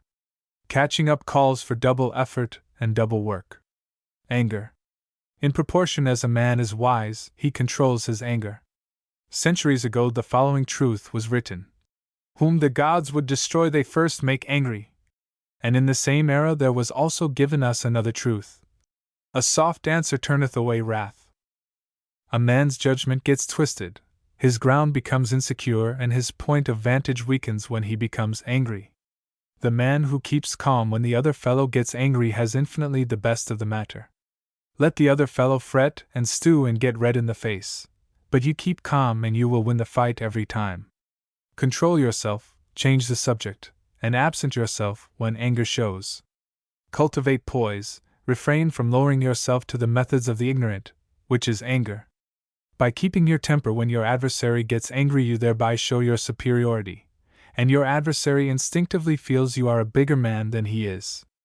A cool head is wonderful capital for an employer or an employee. Don't mistake coolness and poise for submissiveness and civility. Don't let people impose on you and take advantage of your good nature. State your position in cool, well-weighed words, and carry conviction with them by your manner. It takes two to make a quarrel. Whenever anger is present, do not be one of the two. Precedent. Precedent has caused many failures. We refuse to make a bold move and inaugurate a new system because we hate to break away from the methods established by successful predecessors. We say, "Let well enough alone." We forget that times change, and that conditions which made our competitors successful may not now exist. If you have the precedent habit, it is an admission that you have not the brains to originate, and you are trying to take advantage of another's brains. You remember the old fable of the lion and the jackass. The jackass was browsing on thistles in the desert. It took all his time to gather enough of the scanty vegetation to keep him alive. One day the jackass noticed the lion comfortably eating a lamb, whereupon he said, "That's the scheme for me. I will do the same trick as Mr. Lion."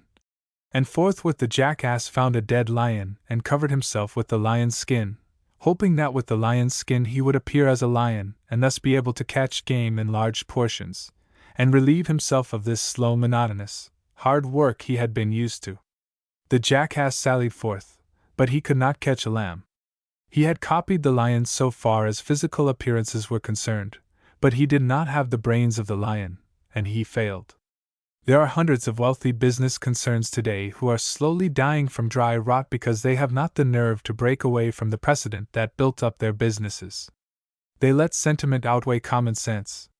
They maintain the same old lines and follow the same policy because that policy years before things made them successful. Many manufacturers continue to advertise in publications which have long since lost their advertising value. These manufacturers have the habit, and on account of precedent they are afraid to break away. They do not recognize that since they started there are dozens of newer, brighter and better publications than the ones they are using. Columbus, Marconi, Edison, Stephenson, Newton, Fulton, and hundreds of other originators would never have succeeded if they had followed precedent. They required strong courage to break away from accepted methods. Each of these men was told in so many words that the thing never had been done, and consequently could not be done.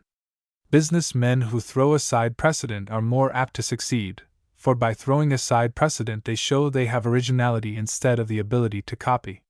Financing. A financier and a general are much the same thing.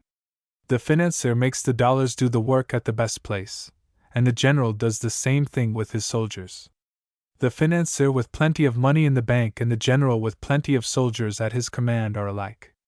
They give the order and the thing is done, for they have the material to do the thing with. The difference between the good financier and the bad financier is like the difference between the good general and the bad one, the difference being that the good one makes a little go a long way, and gets the best results from the little under his command. The cause of many failures is due to bad financing instead of bad business. The trouble is few businessmen know exactly where they are at. A detailed statement should be kept of all obligations. The businessman should get along as far as possible without giving notes, and when he does give notes, he should see to it that the notes are taken up when due. The businessman who overstocks shows he is a bad financier. The man who buys too much on possibilities makes a mistake. As you go along this year, you should make statistics of the receipts and expenses by the day, week, month, and year. With these figures, you can make up a budget of your receipts and expenses for the coming year with reasonable correctness. Keep your resources well in hand. Buy often rather than buy in large quantities. If you are owing money to the bank, have your plans arranged so that you can realize on your assets quickly. The good general always plans his campaign to be ready for attack that may come through unexpected sources. The good financier is always ready for an attack on his finances. The concerns from whom one buys may be prosperous. The bank with whom one deals may be flourishing, and yet without warning something happens and you are suddenly called upon to liquidate your indebtedness. You should be prepared for this sudden call. Financing is an art, and you will never be a good financier unless you have had perplexing problems to solve. In order to solve problems, you must have the pro and con, in other words, the details of your receipts and expenses. These figures should be put down plainly, with elaborate detail, if necessary, so you may count on your figures and make your plans accordingly. Preparing for emergencies is one of the first things the financier should understand. Discontent. While in another part of this book we show that ambition is one of the things that makes success, yet it must not be forgotten that discontent is another great factor in bringing about success. When the young man quits school, he has life before him and has ambition to succeed.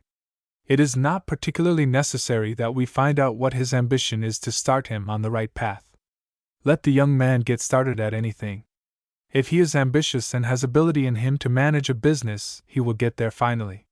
He may get started in the wrong line, and this will make him discontented. The discontent will cause him to try another tack, and so long as discontent makes him change, he will finally get into the right line by the process of eliminating those callings which make him discontented. Time after time we find in reading the stories of successful businessmen that they have floundered around in the beginning of their career from one business or calling to another.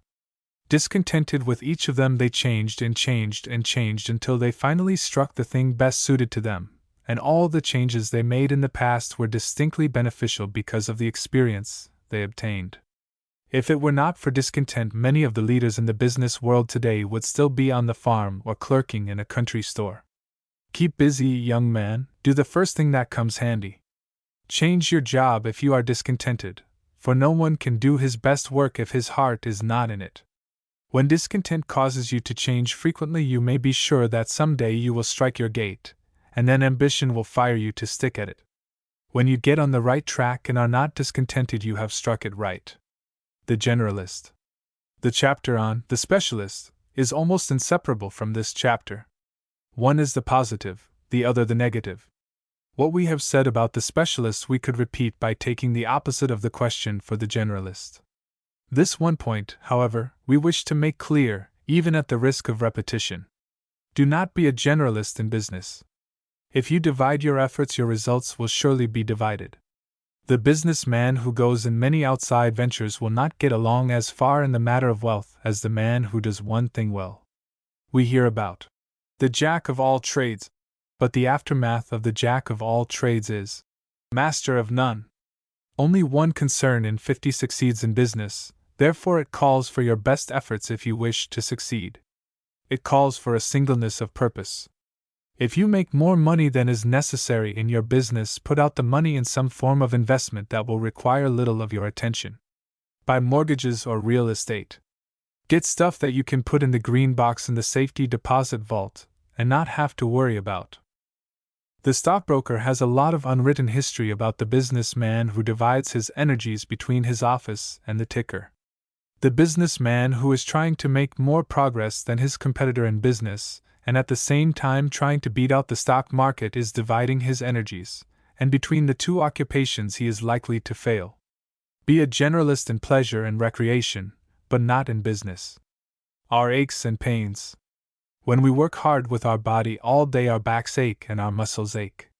This is all right, for nature has given us sweet, refreshing slumber to drive away the aches and pains so that on the morrow we are ready for the fray.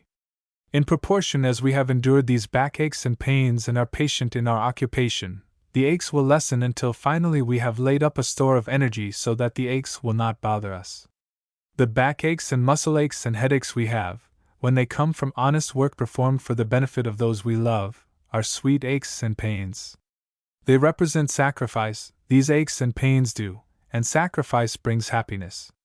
The only way to be truly happy is to do something for somebody, and doing something for somebody is making a sacrifice for somebody. The aches and pains we have endured in performing labor for those we love is the best evidence of genuine sacrifice. We gladly suffer when our efforts are appreciated, and when those for whom we work are grateful, but there is one pain that never lessens, and it is the pain that kills. That pain is a heartache, and the heartache comes from ingratitude. After we have endured backaches and headaches for those we love and find the effort has not been appreciated, then comes the heartache, and that is the ache that kills. Whenever anyone does something for you, your first concern should be to show appreciation. Gratitude is one of the most priceless gems in nature's collection. There is nothing lower on the face of the earth than an ingrate and a snake's belly. Dressing. Many persons look upon the good dresser and think that good dressing is an evidence of success. In dressing, as in everything else, the extremes should be avoided. The man who is temperate has the right idea. A man must be temperate in dressing as in all other things. We have all seen the solicitor and the business man who look like a fashion plate or tailor's model. Each day he appears with a different suit. He wears the latest ties, the latest shoes, and appears in the height of fashion. This extra dresser is a four-flusher, for he is trying to appear as something that he is not. Grizzly Pete says, "It ain't what's on a man but what's in him that counts."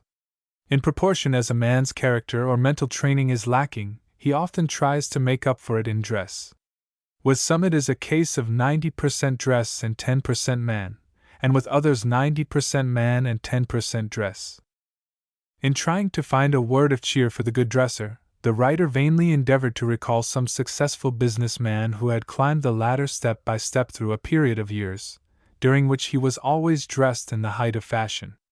We recall to mind several extreme dressers who are possessed of millions, but these millions were the result of accident or inheritance rather than ability. We cannot remember any instance of a plotter who started in with nothing and made his millions who during the operation dressed in extremes. We have an autographed photograph of Marshall Field, and we venture to say that there are 50 men in Field's store more expensively dressed than Marshall Field was at the time this picture was taken, shortly before his death. Not that Marshall Field was poorly dressed, but that he was dressed like a gentleman. A gentleman does not wear extreme collars, extreme neckties, extreme coats. Marshall Field's clothes fitted him well, the goods were of splendid quality, but of modest design. Marshall Field was 90% man and 10% dress. When a man recognizes he has not the ability to make a name for himself on account of his brains, he resorts to dress in order to give him distinction. The ability to dress in the extreme of fashion is an advertisement to the world that dress is your specialty, and if you are a specialist in dress you will not be a specialist in business. Declare monthly dividends. Make it a rule to declare dividends every month. We venture to say to the businessman that you are meeting all your fixed charges, paying your rent and employees, paying for postage stamps, lights, taxes, and all other fixed charges. When the government put a 2-cent tax on your checks, you paid that tax. You certainly can add one more fixed charge to your business, and that fixed charge should be a percentage of your cash receipts. It is usually a difficult thing to draw your profits out of your business in a lump at the end of the year, but if you draw your profits out in monthly installments, you can do so without any burden. The businessman should figure what percentage of his cash receipts is profit, and this percentage should be deducted every month, less a little leeway to make the matter easier. Make the percentage a fixed charge and put this money away in a special account as a reserve fund if you do not wish to draw the dividends out of your business. If you have this reserve fund drawn out in monthly installments, you are ready for attack if your creditors call on you suddenly. If you have a snug little sum in a separate bank as a reserve sufficient to withstand any attacks on your business, your step will be more elastic, you will have more confidence in yourself.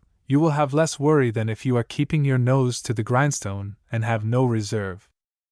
There is some amount between $1 a week and $1,000 a week which you can draw out of your business without affecting it. If you make this a fixed charge, you will take care of it, and you will arrange your business and your purchases so that this fixed charge will be properly taken care of each month. You will trim your expenses a little closer, and your business will thus benefit by having this fixed charge. Nearly every failure is due to sudden calls of creditors or refusal of the bank to extend further credit. This fact shows plainly the necessity of having a reserve fund. Take your figures for several years back and find what percentage of the total receipts was profit. If, for instance, your business earned $9,000 and your total sales were $100,000, then 9% of your receipts represents profits. You can therefore declare a monthly dividend of 8%. And when Christmas comes, you will have an extra dividend, being the accumulated 1% each month you did not draw out in dividends. Debt. If it were not for debt, most banks would go out of business, for banks live because debt is a recognized factor in business. The plan of getting rich through saving is a very difficult and practically impossible road to wealth. The man who is working himself out of debt puts in better effort and longer hours into his business than the man who does not owe a cent. Go in debt reasonably and carefully, and you can make money with other people's money. Money has a fixed value in itself in the matter of earning capacity. This fixed value is 5% or 6% or 7% as the case may be. One who puts his money in securities gets his money which the cash earns without effort on his part. The hustler, however, can make 10%, 15% or 20% on the money, plus his hard work. Therefore, there is an opportunity for a hustler to borrow money at 5% or 6%, and with that money and his energy earn 10% or 15%. The active man can therefore pay 6% per annum for money, and use that money to discount monthly bills at from 2% to 5%. The Building and Loan Association, the installment firms and monthly payment real estate concerns show what people can accomplish who go into debt. Thousands of families now live in their own homes because they went into debt. Few of these families would have homes if they started in on the saving the money first plan and bought for cash. Don't go in too deeply. Calculate your earnings in business. Allow a wide margin for discount on your figures. Hard times and unlocked for reverses come, therefore you should play safe. Go into debt on a 25% or 50% basis of what you are reasonably sure you can pay. Up to 40 years of age a man is sowing and tilling, and after 40 he reaps. The farmer goes into debt during the spring and summer, and reaps in the fall.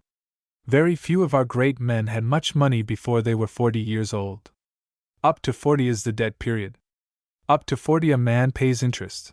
After 40 he collects interest. Business calls for the hardest kind of work up to 40 or 50. After that time the man makes up in judgment and experience what he lacks in physical activity. Work hard until you are 40. Go into debt and make the money you have borrowed earn money. After 40 make money by investing your funds in sound securities, so you will run no risk of losing what you have worked so hard for during your younger days. The average banker is over 40. The hustling businessman who borrows is usually under 40. Nature gives the young man ambition, ability, and willingness. Nature gives the middle-aged man judgment, experience, and conservatism. 40 years will determine what is in a man. If he has the stuff in him to earn a competence at 40, he has usually acquired the judgment and experience to keep it after he is 40. The man born with a golden spoon never knows what hard work is. He does not go into debt because he has plenty of money for his requirements. At 40 he has not the experience of his brother who was born in an environment of hard work and little money. The law of compensation thus bestows a subsidy on the poor boy and a handicap on the rich one to even things up. The poor boy goes into debt and works hard. The rich one lets the money do the work for him. There is no joy or happiness in the possession of things we have not worked for, so while we envy the rich who have never worked, we should take satisfaction in the law of compensation, which gives us a subsidy in the way of ability to work hard and earn money, so that later on we may enjoy the money better than our rich friend who has never worked for his money. Don't go into debt on the wholesale plan, hoping to make a big coup. Don't try to be a millionaire. Don't set too big a mark. Have your ideal advancement, no matter how little that advancement is. If you go forward each week or each year, you will find at 40 or 50 that your substance piles up much faster than you imagine. From 40 to 50 years of age, most fortunes are made. From 20 to 40, your efforts have been foundation work, and the foundation does not show up much above the ground. From 40 to 50, you are building the superstructure, and when you commence building that, your progress seems more rapid. Healthy indebtedness is a great incentive to hard work and a material benefit in building character and gaining experience that in later years will be of untold value to you. Brains, birth, boodle. One of the weaknesses of the human race is envy. No one is entirely free from envy, although the true philosopher who has studied himself and has things sized up correctly is nearly free from envy. Humankind have 3 measures for gauging the other fellow. We measure the other fellow either by his knowledge, which is brains, by his pedigree, which is birth, or by the money he has accumulated, which is boodle. These 3 B's are like 3 stars in the sky. The first star, brains, is usually the dimmest, but it is really the brightest star of all. Mankind is prone to look at the brighter stars of birth and boodle. These 3 stars of brains, birth, and boodle are 3 aristocracies. The first aristocracy has no less authority than that of the Almighty. The aristocracies of birth and boodle are sham counterfeits gotten up by man. They do not mean anything when put into the crucible and tested by fire. The aristocracy of brains differs from the aristocracies of birth and boodle as the sun differs from the jack-o'-lantern, or as the music of the soul differs from the bray of the burro, or as a pure woman's love differs from the stolen affections hashed up by the 4th husband. Brains, like air and water, are not always appreciated until we have analyzed and investigated thoroughly. The foolish man thinks champagne is the finest drink. The wise man knows water is the best drink, even though water costs nothing. The foolish man has for his ideal money or birth. The wise man takes off his hat to brains. The measure of a man is his brain, and not his birth or his boodle. Thought, reason, and knowledge are possible to the man who has a brain. No man can buy brains, and truly he is an aristocrat of the highest order who is blessed with a good brain. Some people whose ancestors came over with the Pilgrim Fathers have a picture of the Mayflower in their homes, and they seem to take a great deal of pride in the picture of the Mayflower. There seems to be a halo around the Mayflower. The descendants of the passengers of that ship look upon the picture of the Mayflower as a sort of seal or guarantee of the good qualities of their forefathers, and consequently, being direct descendants, they take unto themselves a lot of credit for something in which they had no hand in the making. The Mayflower was afterwards used as a slave ship, but our disciples of birth do not want to know about this. Some of the passengers in the Mayflower performed acts and violated laws and conducted themselves in such a manner that would cause people of these days to be put in jail for the same offenses. Some of these good ancestors of the present descendants of birth burned witches at the stake. Time wipes out a lot of things, and this is probably as it should be, but certainly it is true that the world is progressing and the good man of today is probably better and broader than some of these glorious ancestors to whom so many take off their hats. Some of our forefathers in Europe were little less than pirates and buccaneers. Their descendants today, knowing that they can make great claims with little fear of contradiction, extol the virtue of their forefathers and complacently take on a superior air. They have thought over the matter of birth so much that they really think they are superior beings. Grizzly Pete of Frozen Dog, Idaho, doesn't take much stock in the aristocracy of birth.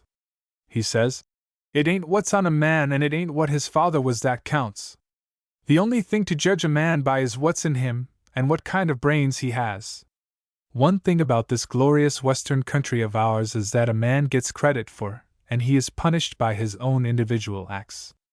It doesn't make any difference how far back his pedigree runs. If he doesn't make good himself, people have no use for him.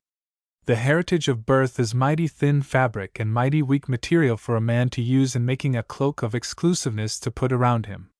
We anticipate that some of our readers will take exception to our attitude on the matter of birth. We wish to be plainly understood that the matter of good birth and good ancestors is a good thing to have. The writer has a pedigree that would be his passport into the aristocracy of birth if he chose to belong to that lodge. Your good ancestors is no handicap. It is a credit to you, but mark this down well, you yourself are entitled to no credit for any acts of your ancestors. Your measure is and should be taken for what your own net worth is. The aristocracy of Boodle is the slimmest aristocracy of all. Yet there are more people who try to get into that lodge than any other. The possession of the dollar seems to be the ambition of everyone, and usually the first thing we try to find out about a man is, how much is he worth? The thinker, however, knows that the possession of money doesn't make a man any better than his neighbor who has no money, their morals and their acts being even. Brains. That's the true aristocracy. The professor in college who has spent a lifetime in study and has devoted his talents to uplifting mankind is an aristocrat. He may be getting $2,000 or $3,000 a year, while his brother with lesser knowledge is getting 10 times that much in another vocation.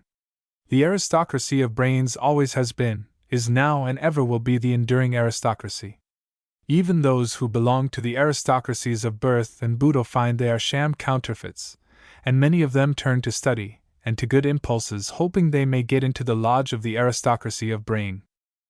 In business, the aristocracy of birth or the aristocracy of Boodle is a decided handicap. They make the individual think he is superior and he is above doing things which seem to him trivial, because he thinks he is a superior being. The man with brains, however, digs as well as climbs. Without brains, business would go to the dogs, for if business were conducted by men of birth and Boodle without brains, you can easily see that the whole fabric would fall to pieces. Backbone and wishbone. In proportion as a man's backbone weakens, his wishbone seems to develop. The $10 a week man spends his time saying, "I wish I had the luck other people have." He says, "I wish I had this place," or "I wish I had that job." He is ever wishing. Things in our body, whether muscle or bone, develop by usage, and if we use the wishbone all the time, it will develop into huge proportions. On the other hand, if we develop our backbone and use it frequently, we may not have cause to use the wishbone so much. Brace up. Stand erect. Strengthen your backbone and with it your jawbone. Say "I will" instead of "I wish." The world bestows her prizes on men with backbone and the blanks on those who use their wishbone. Do good. Doing good is planting seed. The harvest may not show at present, but in the future you are going to reap it. A man is paid back precisely in the same coin he pays out. If he plants weeds or mean impulses, the harvest will be weeds and mean impulses. If he plants seed of good deeds, he will harvest good deeds. Centuries ago it was said, "Cast your bread upon the waters and it will return to you manyfold." The man who is doing good as he goes along, who is lending help, kindly counsel and encouragement, will find the world is a pretty good place to live in after all. As he journeys along through life, he will find the good he has done in the past has flourished and returned to him in greatly increased proportions, like the bread cast upon the waters. It is not only the good one actually gets for the good he has done, but it is the profit that comes in the way of happiness he gets for his actions. The true way to obtain happiness is to do something for somebody. You get back out of the general exchequer of good in the world full payment for the good you have done, plus a profit of happiness which comes from the very doing of good. The getaway. After you have driven the nail home, make your getaway. Many a solicitor has lost his prestige because, after having accomplished his point, he hung on. It is quite an art to know when to make the getaway. Study your customer carefully, and when you have made your point clear and your proposition is presented to him in the best possible manner, then get away. The bore is a bore because he does not know how to get away. The solicitor is always welcome if it is known he is not a hanger-on, and that he gets in and gets out quickly. Double equipment. For the employee, there is nothing better to possess than double equipment, by which we mean the ability to do two things well. From the employer's standpoint, nothing will stand his business in such good stead as to have his employees doubly equipped. In the printing business, for instance, the old-time printer knew how to set type, lock up forms, and to run a press. Nowadays we seldom find a printer in the broad sense of the word. In the big printing establishment we find the various branches of the printing trade have employees who are specialists at one thing. In the printing trade the craftsman is either a compositor, a proofreader, a make-up man, a pressman, or a binder. The employee who can set type and also run a press is a decided advantage to the employer. The writer knows a certain publishing house whose every employee is doubly equipped. The rule of the proprietor is that every job or branch of the business must have more than one person competent to run it, and that every person must know how to do two things. Double equipment on the part of the employee gives the employer great resources. When sickness, accident, or other causes prevent the employee from filling his accustomed place, then the proprietor can call on others who have the double equipment to fill in the gap. The employee who is following a particular line in the establishment should acquaint himself with some other branch of the business or some other trade, if he is a craftsman. The employee who is doubly equipped is decidedly at an advantage over the employee who knows but one thing. Initiative. Initiative is simply the willingness and ability on the part of an employee to do things that are not simply routine, to do things he is not told to do, to look for opportunities to help the boss or to improve the business wherever possible. The employee who has no initiative in his make-up is going around a circle, and when you go around a circle you don't go forward. There is no one thing outside of honesty, ability, and hard work that will help the employee to go forward like initiative. In every great business there are many opportunities for the employee to do things he is not told to do, and when an employee gets the initiative habit he is not long in attracting the attention of the boss. Look over the work you are doing, study the matter carefully, figure out some plan whereby the value of the work you are doing will be increased. Find a chance to lessen the expense in your department. Put into practice some idea that will increase the receipts. Acquaint yourself with the operations of other employees in similar work. Wherever you find a plan better than yours, take advantage of it. Keep your eyes wide open and you will find many opportunities for doing things you are not told to do. Every employee should carry out to the letter the directions given him by the boss, and in addition to this he should have initiative, which is doing things the boss did not tell him. It is the plus or initiative in a man's makeup that helps him to the front. Night work. It is always a question among experienced businessmen whether night work and Sunday work help the game of business.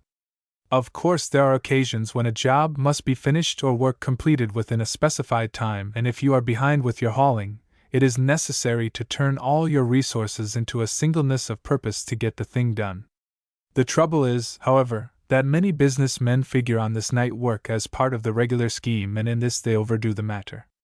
The law of compensation says that a man is good for just so much work, and if he spreads the work over into longer hours, the intrinsic value of each hour is lessened. A man who habitually takes work to his home to finish and counts upon these extra hours will soon find the value of his work decreases. We should all remember that we should work while we work and play while we play. Work hard during your business hours, conserve your energies, but outside of business hours, let play, study, and recreation occupy your time. If you go home from business at night and forget the things you have been doing in the day, and use your time for the things in life outside of business, the next day, when you go to your office, you can make things fly. It is proverbial that the busy man is the one to go to if you wish things done promptly. Those of us who were born and reared in the country know a familiar type that is to be found in every country town. He may be a carpenter or blacksmith, or may run a repair shop of some kind. We find him going to the post office in the middle of the day to get his mail. We frequently find him in the back part of the country store playing checkers. At other times he is watching a horse trade. Again he is arguing politics. This man does not get in over 4 or 5 hours' Simon pure hard work in a day. You take a job to this man, and it will drag days and weeks. You become impatient at the delay. You get after the man, and his answer is that he has not the time. It is practically a truism that those who offer the excuse that they have not the time are really the ones that have the time. Some of our friends treat us shabbily in the matter of correspondence, and when you get a letter from one of them, he says, "Excuse me for not writing sooner, but I really have been so busy that I have not had the time to write." As a matter of fact, it takes 5 or 10 minutes to write a letter, and the person who pleads for forgiveness through lack of time has wasted 100 times the minutes necessary to write a letter.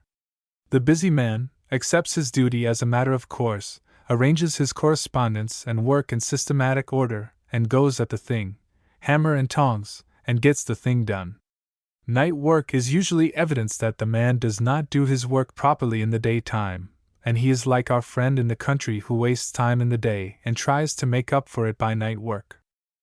The thing to do is to work hard in the daytime and rest at night. Obedience. Several years ago, our friend Elbert Hubbard wrote a little sermonette entitled, Carrying the Message to Garcia. The story was simply this. President McKinley called an orderly and gave him a letter and said, "Deliver this letter to General Garcia." The employee did not stand around and ask a lot of fool questions about the trains and things. He put on his hat and duster, and he delivered the letter to Garcia. These facts were stretched out in many words and made a little booklet. That booklet reached the sale of more than 1 million copies. It seemed to make a hit with businessmen throughout the country. A certain railroad bought and gave a copy to every employee. Businessmen followed the example. The great sale of the book and the widespread interest it created would seem to indicate that carrying the message to Garcia was an unusual thing, and so remarkable that it attracted attention. As a matter of fact, the whole theme of the story was simple obedience. There are thousands of institutions in this country who have employees who will carry the message to Garcia. Richard Harding Davis, you remember, was dining with friends in London. The discussion was along the lines of obedience and the like. On a wager, he called a messenger boy, gave him a letter addressed to his fiancée in Chicago, told the messenger boy to deliver the letter to the lady and bring back an answer. That 15-year-old boy carried the message to Garcia, or in other words to Mr. Davis's sweetheart. The colonel of a regiment has under him about 1,200 men. Directly under him are his majors, and then come the captains, lieutenants, sergeants, corporals, and privates. The first rule in the army is obedience of orders without question. If obedience were subject to question on the part of the subordinates, the colonel could win no battles. When your superior gives an order, the thing to do is to carry it out. If the order is wrong, you will not be to blame, but your superior will suffer. There are times, of course, when an order is given that is manifestly impracticable, and initiative on the part of the employee might save trouble. On the other hand, an executive would be greatly handicapped if his orders were subject to interpretation and analysis by his subordinates. The executive may give an order, and in the giving have in his own mind the relation of this order to some other order he has given in an entirely different department, and upon the proper execution of all the orders given through the various departments depends the ultimate success of his plan. The thing for the employee to do is to obey orders willingly, quickly, and to the letter. The employee is not blamed when he does his duty. It is a source of great satisfaction to the boss to know he has dependable employees and that when he gives an order the thing is done so far as further effort on his part is concerned. Payday. We have all tried all sorts of plans regarding payday, but the plan most satisfactory to all concerned is to pay each Tuesday or each Monday for the previous week. If the nature of your business is such that Monday is an unusually busy day, then Tuesday should be your pay day. Monday is usually called Blue Monday, because the employees blot out some of the sunshine on Sunday by thinking of the hard week's work ahead of them. Much of the blueness is driven away, however, if in looking forward they know that Monday or Tuesday they will get their paychecks. The old-fashioned habit of paying off Saturday nights is a bad one, especially if most of the employees are men. Many men are weak and it is difficult for them to pass a lot of saloons on Saturday night without the money in their pockets burning a hole. The Saturday pay day may mean that a percentage of your employees will not show up on Monday morning. Many men will go on a spree on Saturday night on the theory that they can rest up on Sunday, who would not think of going on a spree on Monday night or Tuesday night, for it would interfere with the work next day. The writer does not know of a single concern that has adopted this Monday or Tuesday pay day plan and practiced it for a reasonable time without finding it works admirably. Try it in your business, and you will not go back to the Saturday pay day. Saving. We will not indulge in the proverbs handed out by the savings bank in the matter of saving. We are not pessimistic when we say that no man ever became wealthy through the savings bank plan of putting away a certain amount each week. We will say, however, that there is no better training for the employee than this one thing of saving. Saving a part of your weekly income and putting it away, if carried on for a number of years, becomes a habit, and it means that you will keep your expenses within your income. It is the saving habit that makes the benefit, for later on when you are in business the habit stands you in good stead and teaches you the value of having a reserve. By all means, put away a certain amount each week. If it is not $1, put away 50 cents. If that is too much, put away half of it, or even 10 cents a week. Have some amount as a fixed charge in your operations and put this amount in the savings bank. Later on your balance will grow, and you will have much satisfaction in watching its development to better proportions. Habitual saving makes you careful in the things you do. It teaches you the relationship between principal and interest. It shows you that when you buy something useless and pay $10 for it, that it is costing you interest each year to maintain it. The man who does not save is pretty sure to live beyond his means, and some day trouble or affliction will come, and he will be out of a job, and then he appreciates the difference between the butterfly and the bee. When you haven't anything to fall back upon, the world is a mighty blue place. When you have money in the bank, it is a mighty good place to live in. Waiting for success. It takes a good poker player to know when to lay down his hand. It's a wise businessman who knows when to quit a forlorn hope. It's all right to build up a business. It is all wrong to play a losing game in business for a succession of years in the hopes of ultimate success. As years go by, the businessman is establishing matters on a firmer and more solid foundation. Sales generally increase. The volume of the business gradually grows greater. This fact is responsible for many businessmen continuing their business at a loss, lured on by the hope of final success. It's all right to build a reputation and to be patient, but when the odds are against you, and by all the changes you make and all the brains and ingenuity you put into your business, you cannot turn it into a profitable basis, then get out of that business and start something new.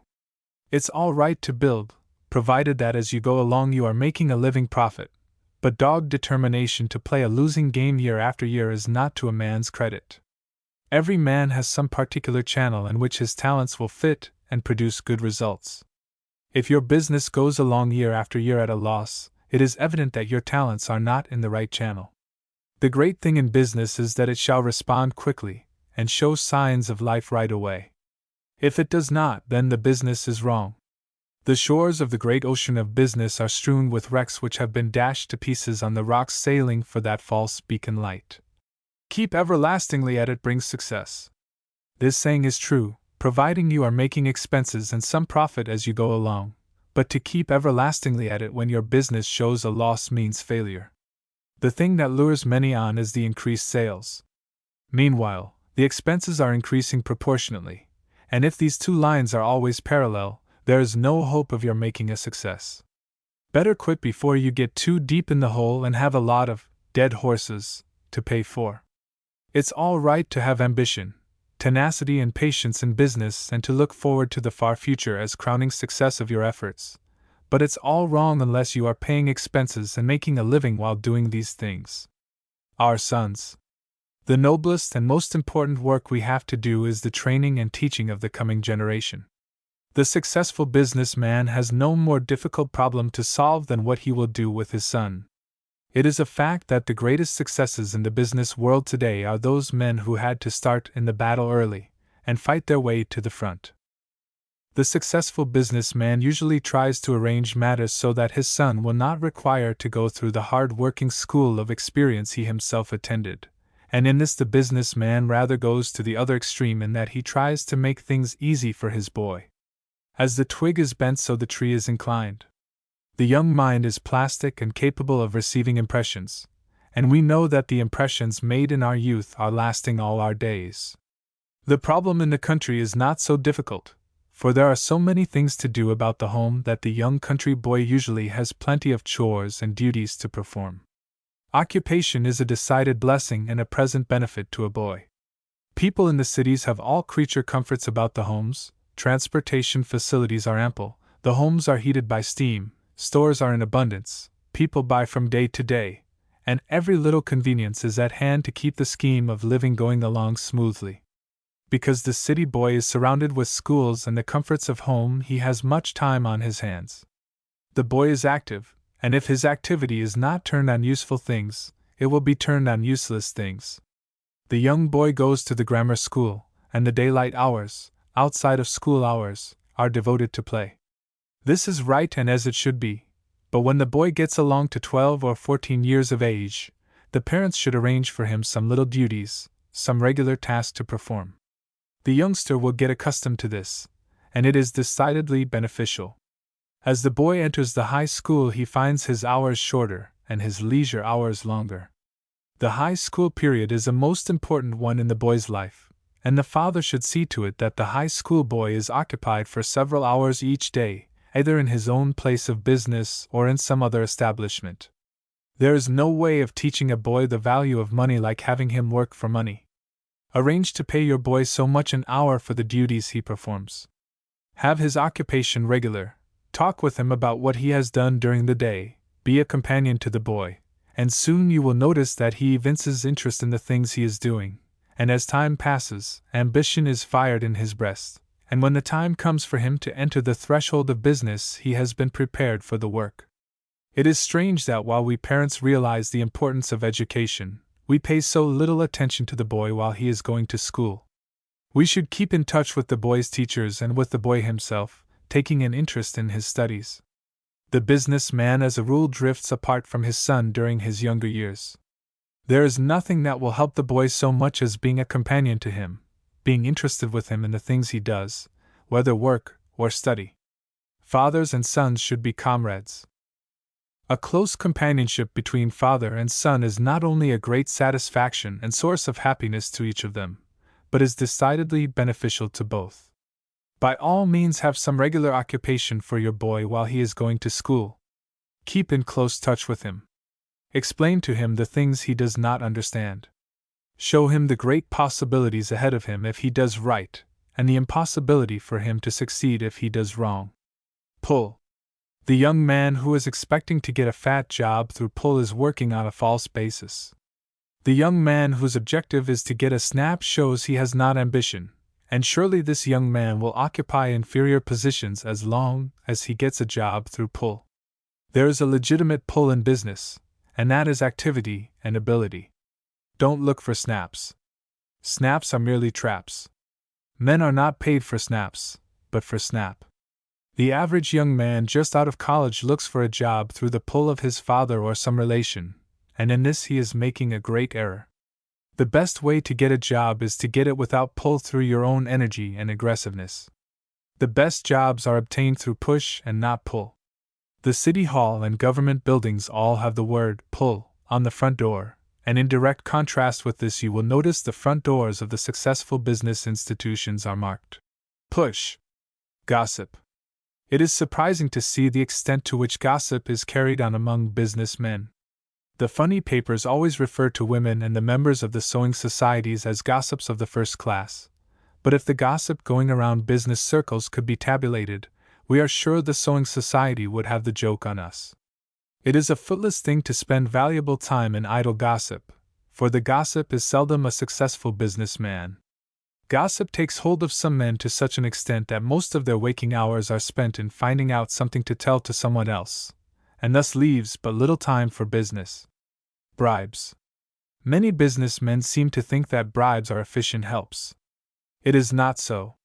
The moment you bribe a person, you acknowledge your dishonesty by paying for his dishonesty, and you may be sure that the bribe habit will grow. The demands of the men accepting the bribe will grow to alarming proportions. For every $1 you make by bribing someone, you are losing $10 in other ways, especially in your own self-respect and satisfaction. The moment you give a bribe, you are under obligations, and some day or other the facts will be brought out, and you will suffer the consequences of your own weakness. Underhand, clandestine information you get is no more than dishonesty on your part. You can get better information and accomplish your purpose more surely by going direct to a competitor, stating your case plainly, and announcing your abhorrence of underhand methods. Your competitor will appreciate you more for your fairness, and he will go out of his way to give you information when you have shown you are square. Stenographers. Few young men realize the advantage of learning stenography. We all know the young man who writes shorthand comes in touch with the boss at once, and while acting as amanuensis or secretary is getting a schooling that money could not buy. He is going through and becoming familiar with business as it actually exists. He sees the decisions made by his employer, and he unconsciously absorbs methods which would be almost impossible for him to learn were it not for his proximity to the boss. Shorthand is decidedly beneficial, first, because it is a good training for the mind. Second, it is a help all through one's life. It enables him to take down memoranda and keep notes of verbal transactions. It enables him to get in the private office, and to be in the middle of the nerve centers of business. Some of the greatest men in this country were shorthand writers. The stenographer who is alert soon gets to the center of the business. He soon has responsibilities given him by the boss, and is in direct line for promotion. Hypochondriacs. Here is a type we run across every day in business. We see the apparently well man taking out a pill box or a bottle of medicine as he sits down to lunch. We ask him what is the matter, and he proceeds to tell us about his bodily ills and infirmities. Many men seem to take a keen delight in having something the matter with them. They go to a physician, though often the disease is practically mental. You can't get health out of a glass bottle. The man who is taking medicine all the time is going at things wrong end to. If his stomach is out of whack, he should change his method of living rather than to try to cure his dyspepsia with stuff that comes in a bottle. The man who needs a tonic before he can eat a lunch had better take plenty of air and exercise than to take poisonous drugs into his system. If you are a smoker and find you have no appetite for lunch, give up cigars in the forenoon, and you will notice an immediate difference when you sit down to the noonday meal. The hypochondriac imagines he has things the matter with him, and he becomes confirmed in his belief. He finds that so long as he lives he has something the matter with him. He no sooner gets cured of one than something else attacks him. There is no medicine like air and exercise and occupation. The man who gives in to trifling ailments is in a sad plight. He is never happy unless he is sick. He is unreasonable, and he is the last one to appreciate what can be done by a man who cures himself through the mental processes. We all know that we can take a perfectly well man and prearrange to have a dozen of his friends on a given day greet him with some remark about his ill appearance. That man will be sick before the 10th man accosts him. Politics. Politics is a losing game. Every man owes it to himself and to his family and to his country to take an interest in politics to the extent of getting out to the primaries and voting for the right man, and help to get good men in office. But when a man carries politics to extremes or mixes it with his business is sure to suffer. There are two kinds of politics, the honest kind and the grafting kind. The honest politician gets very slight remuneration for the time and energy he spends, and the grafting politician sooner or later winds up in the soup through his dishonest practices. There is no greater danger to business than to have the proprietor spend much of his time in politics. The upright businessman will not descend to the things practiced by the dishonest politician, and the sharp businessman who has no compunctions on this score will make a loss in his business. The law of compensation surely comes in here, for in proportion as a man plays politics his business is bound to suffer. Profanity. 25 years ago profanity was found on every side. Today you find it only among laborers. Businessmen won't allow profanity. Swearing goes with lying. The truthful man can look you in the eye and chisel out his words, and you know he means it. The liar gets angry and swears, and he is a bluff. Truth doesn't need curse words to make it stick. Some great men swear and many small men swear. Usually, however, the truly great man doesn't swear. Men who think, men who study and analyze seldom swear. Swear words are usually used as fillers in sentences. Some men have limited knowledge of adjectives, so they resort to swearing. Mark this: when you hear a man firing a volley of profanity in rapid succession, you lose respect for that man.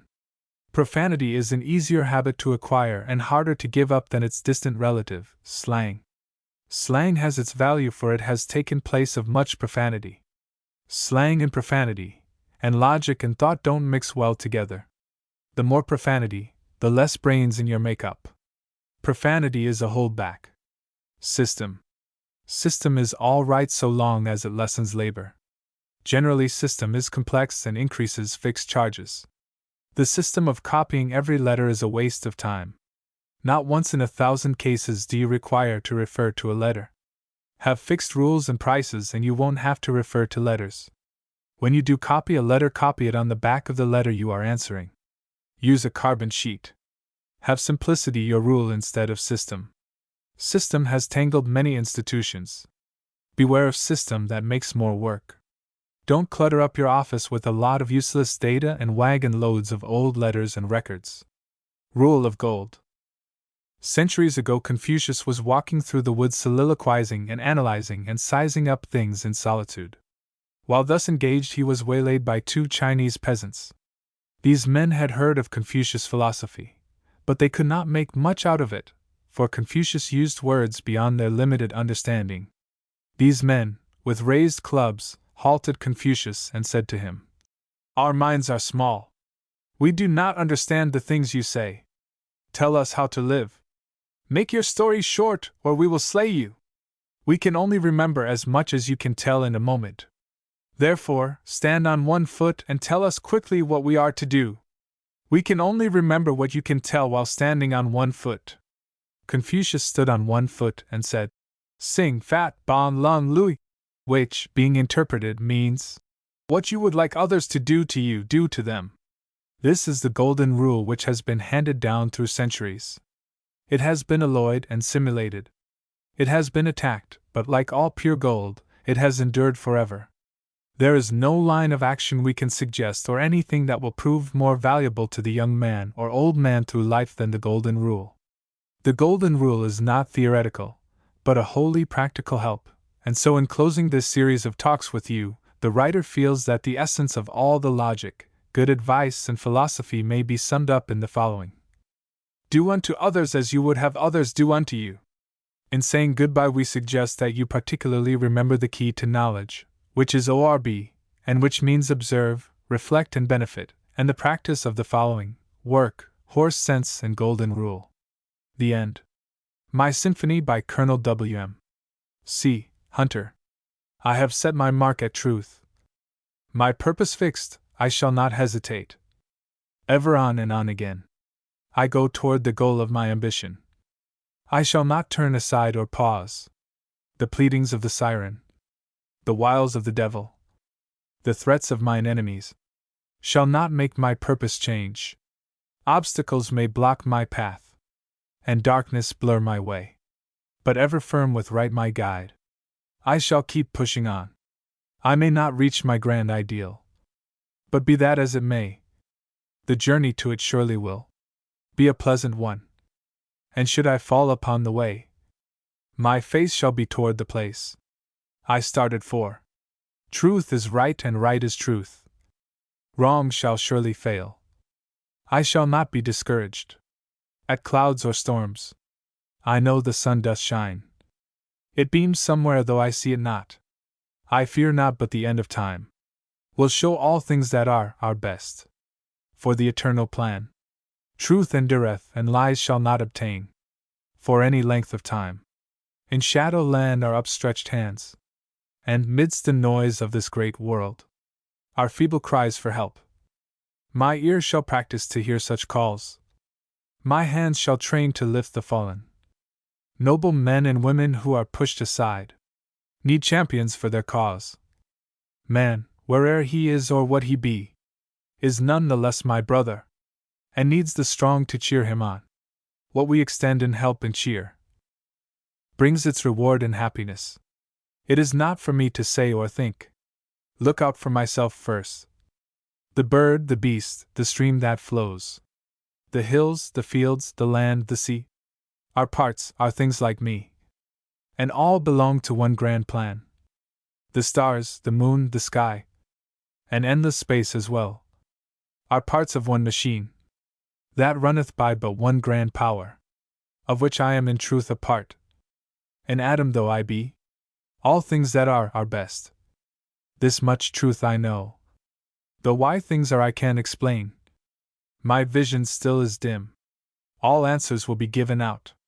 when time shall be no more. And so I keep plodding on. And on my way. My face is to the light. My heart doth sing for joy. I strive to do the best I can each day. In act and thought and word. I know not just the plan of things that are. But back of all is truth. And truth I seek. I shall not know all truth until the great revealing time. Colonel Hunter's symphony is printed on heavy parchment paper. Illustrated in colors. Size 9 by 12 inches. It is suitable for framing, or may be hung on the wall with ribbon. Price, postpaid, 25 cents a copy.